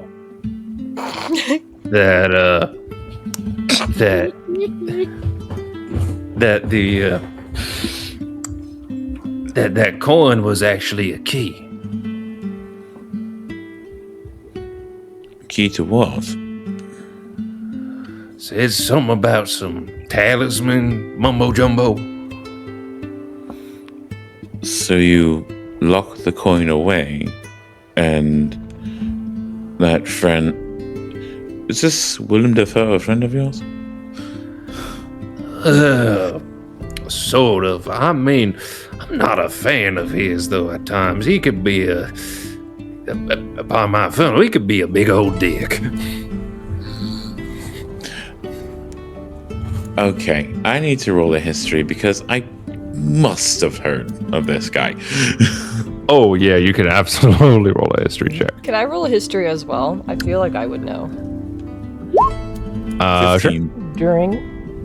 During this conversation, Zark's eyes are kind of just like very shocked. He's just listening into all of this, but definitely when he said William Defoe, Zark's face sort of changes a bit in a shocked expression, but he remains quiet.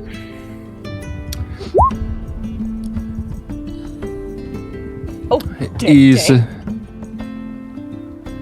So, those of you that rolled history checks know William Defoe as a very highly ranked person in terms of crown military.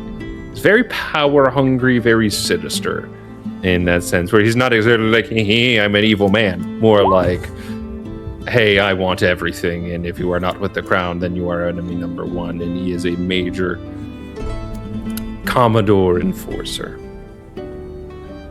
And has been known to occasionally shoot up places or hang people that go against crown wishes. Does a nat 20 get me any extra info, or does the -1 kind of ruin it? With the nat 20, you remember that name, William Defoe. He happened to be that individual that your father told you attacked your mother. Was leading the charge, in fact. Do you remember where Defoe went, by chance? Oh, I know he said that he was gonna head towards Kingshaven after he was done Queen's Mark.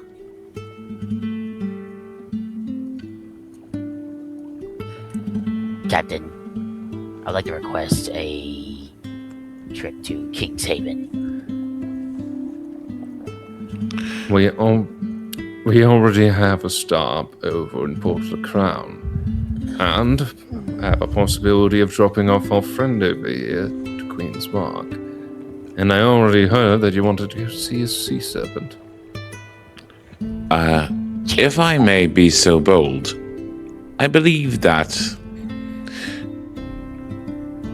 of all people, we should not be heading to Kingshaven. What do you mean, we of all people? I mean,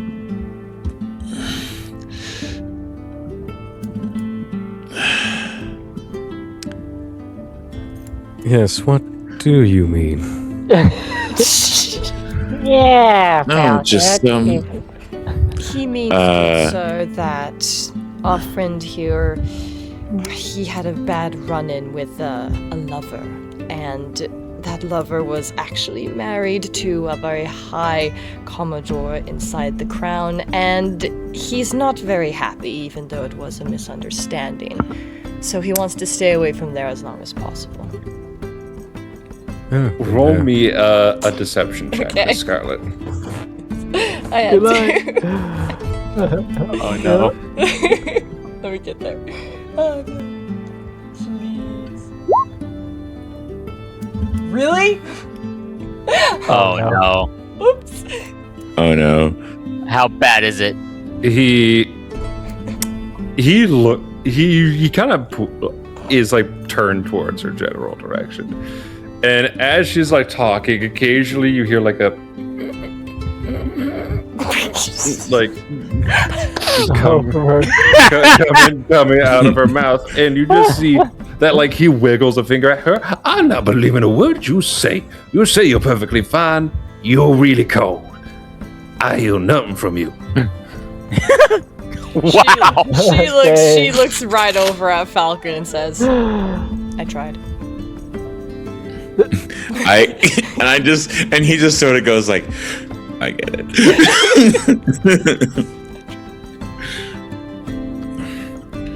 No, it's just hang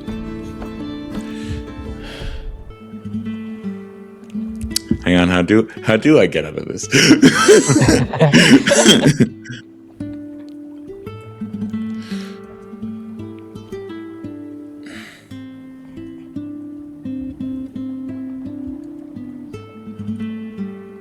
Do you have any more of those sour berries? He will answer that once Falcon figures out how to get himself out of the situation. I mean, I tried. I tried to bail you out. Didn't work. I screwed myself over here. You got this. If you need help, we can jump in. You got this. I thought you said if you need help, we can jump him. And I was like, Shark, what? What? I thought you were a good No. guy. Zark goes for the legs and just slaps down. Got his legs. Get that blind guy! Get out. Like, my goodness, Shark. I didn't think you had it in you.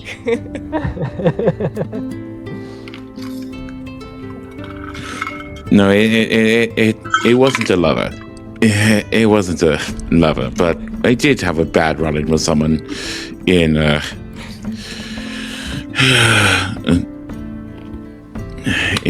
King's Haven. So we're not entirely keen to go back there anytime soon. Well, if it wasn't a lover, who was it? No, just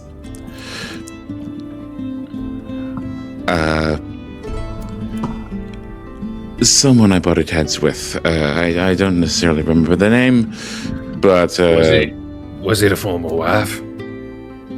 oh no. Former husband? No.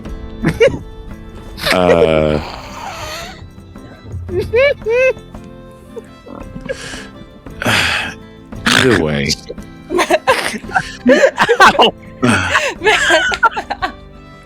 It is nothing romantic, just pure animosity, really. And I'm going to roll a deception check and pray I roll high enough. Best you do.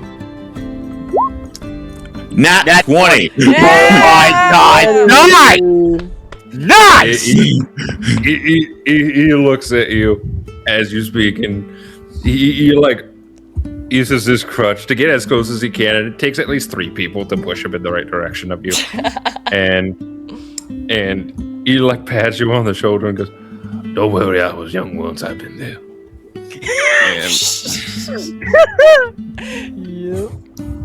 As it goes. Well, I definitely wouldn't anyway. He's been on a bit of a power trip as of late. What sort of power trip? I've heard he's had some run-ins over nearby Serpent's Rest, and another time he was having a bit of issues over in Veldrima. And just overall, he's a bad man.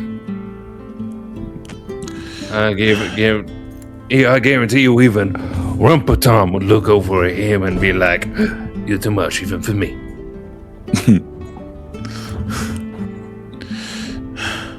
Oh. Anyway, but I look around at everyone. Well, I don't necessarily see an issue with going to Queensmark after our stopover in Port La Crown. What say the rest of you? I don't have a problem with it.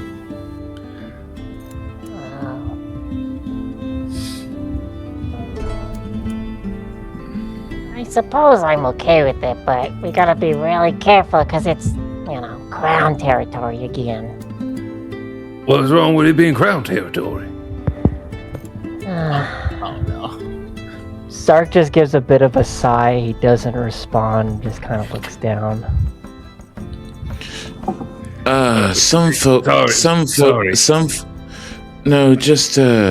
It's okay. Some folk in Crown territory don't necessarily take kindly to those of Zark's ilk. Well, I'm sorry to hear that. I know he's a short fella. Doesn't mean he needs to be discriminated against. No, it's okay. I'm sorry. No, you don't gotta be sorry here. My auntie was like 2 feet tall. You don't gotta be ashamed of it. No. What? No. I'm sorry, what? Not about me being short.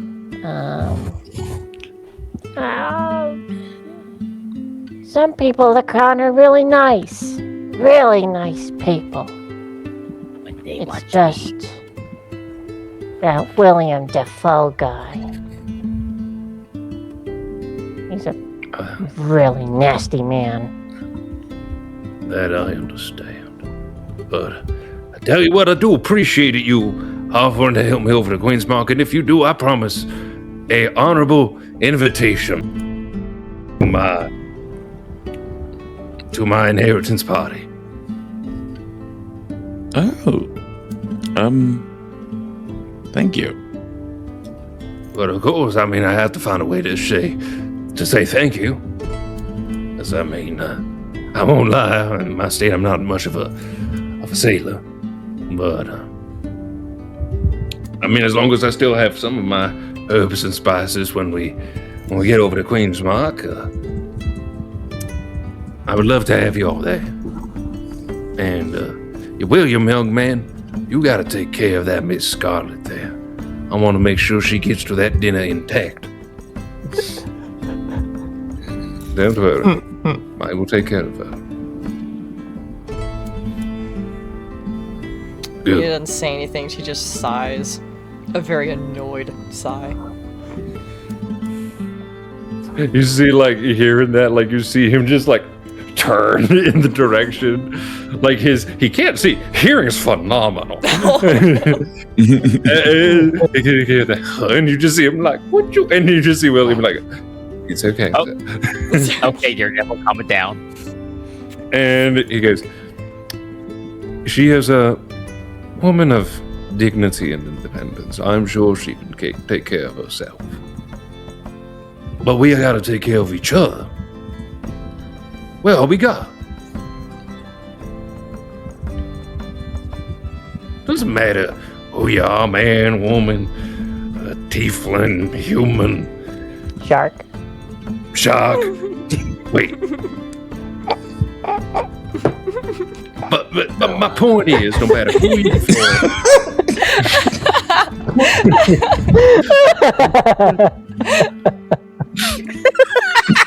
I love how he just sort of like takes that on the thinks stops, thinks about it, then just keeps going. there's that one I'm like, Shark, wait.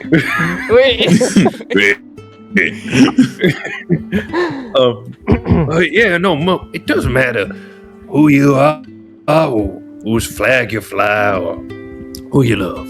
We gotta take care of each other. We gotta make sure each other's bellies are full, our hearts are full, and that our lives are full.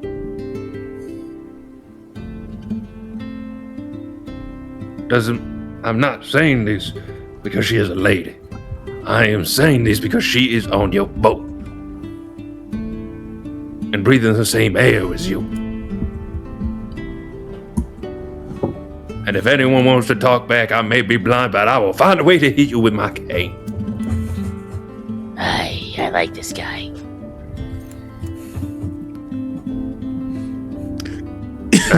And he's just right. just above board, I'm just breathing this. When you said breathing the same air, I said, well, technically.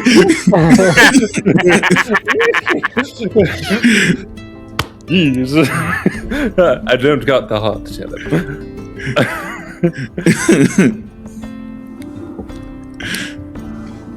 But he just looks, and like you even see for a moment he like pats Storm on the back as he goes, no matter who you are, be there for each other. And you, nice tall man, got me to a spot to sit. Are you referring to Storm or the hippo? You, I said Storm. Can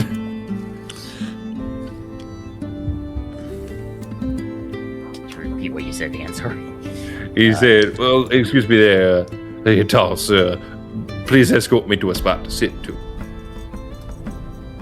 As you wish, Gramps. I swear did. you call me that. Gramps as in wise. That better be what it means. Of course. What else would it mean? You ask my knees and my back, you'll find your answer.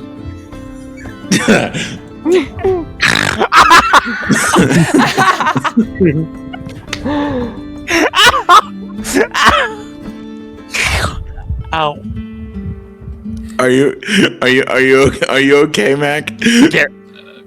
Absolutely not. Absolutely.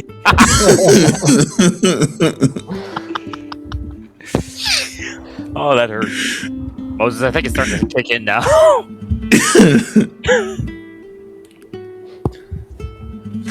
All right. I escort him to one of the empty quarters. Yep. Below deck. You place him there. In the meantime, what's everyone else doing as he's off to the side there? Mordecai, Mina. What a character that was. And just to let you know, Mordecai, you are muted. Ah, yes.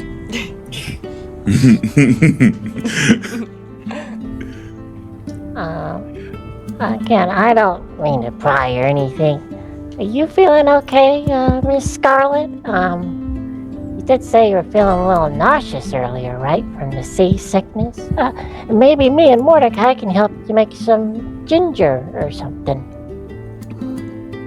I'm certain there's something in the kitchen for you, if you prefer. I walk back up from below deck. What do ye all know about Willem Dafoe? He's a right bastard, I'll tell you that. Real shitheel. And as we heard from Gramps over there. You hear a thump from the floor.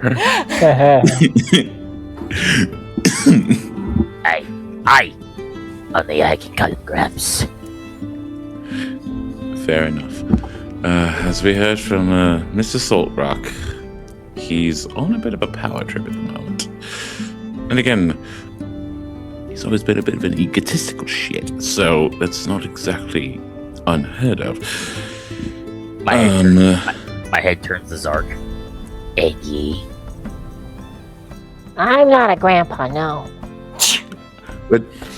We're talking about what you know of William Defoe, Zark, Oh. not whether or not you're a grandfather.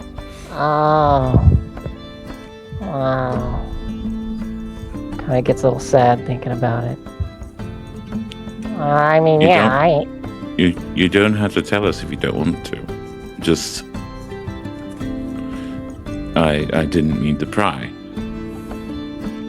Has he done something to ye as well?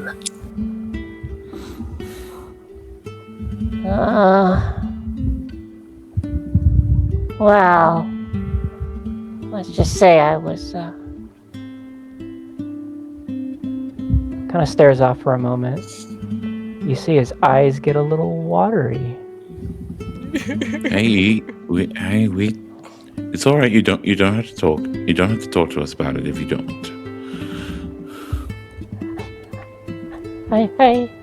I just want to say I was really lucky. I wouldn't be here. If it weren't for what? He looks up at you. A little tear goes down his eye. My friends.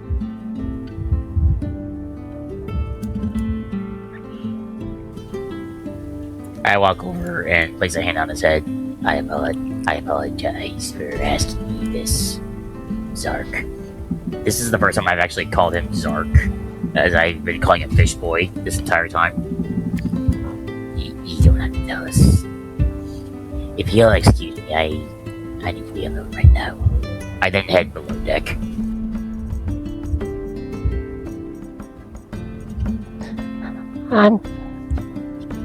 I'm sorry. I just need a moment. No, you're all right. Take all the time you need. And Zark will turn around and go to the quarters to rest for a bit. So you basically follow Storm down below deck, basically. Like, is that where the quarters are? Where are the quarters on the ship? Crew quarters are usually below deck. Yeah. Captain's quarters are usually astern, Yeah, below they- the poop deck. Yes. How about this then? Seeing you go down to the deck, Zark kind of feels like he wants to be alone, so he'll go to like maybe the front of the ship and just kind of sit on the edge of it. Now I feel terrible. Well, I look over at Mordecai and just sort of give him a look, and then look at everyone. Look at William, Mima, and then Mordecai as well. All right. Well, he thinks my name is my assumed identity, Alistair McGinley. Granted, I just sort of keep my voice low so it doesn't go through the floorboards where he's sitting apparently directly beneath us.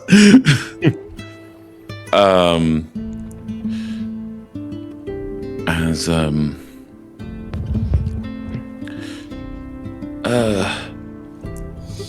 Prince of Queen's Market might get a little complicated to keep that story going. Especially if he invites us, since he invited us to that party of his, and people will be wondering, what the fuck is the prince doing here? So, I guess we'll have to tread very carefully when we get there. Well, I could Because just make you a disguise.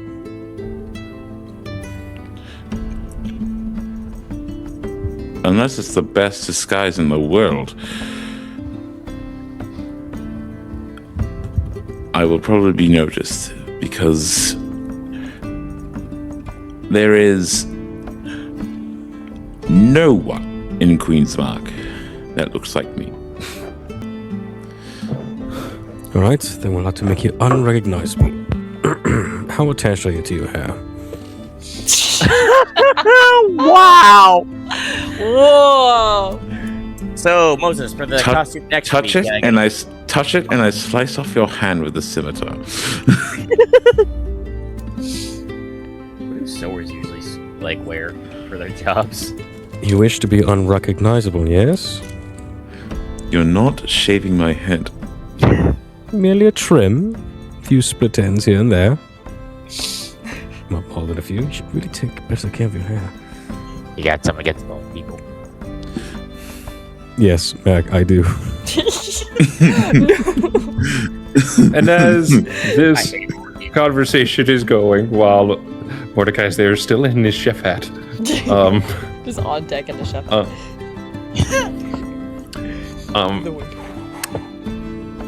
You see that William kind of takes Mina to the side and says, "Listen, I would like to apologize if at any moment I ever seemed a little overbearing. I don't desire for you to think that you cannot take care of yourself. I just merely want to offer to help."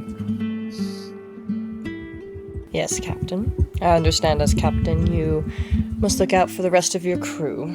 And that you came from the Crown, that is a very tight-knit family, you could almost call it. And it is only in your nature. However, I will not be needing such help from that. I will be just fine. But of course. And if you ever need it, please do let me know. After all, breathing the same air after all, though some of us are a little different, though I do not have the heart to tell Mr. Saltrock. Understandable. But yes, I just need time. But I will say, to put however many people at ease, if worse comes to worse, I know when I need to rest. But of course, and never be afraid to ask for help. And as you're talking, there is a massive silhouette that peers out of the water, and there is a very hint of a rumble in. Oh no.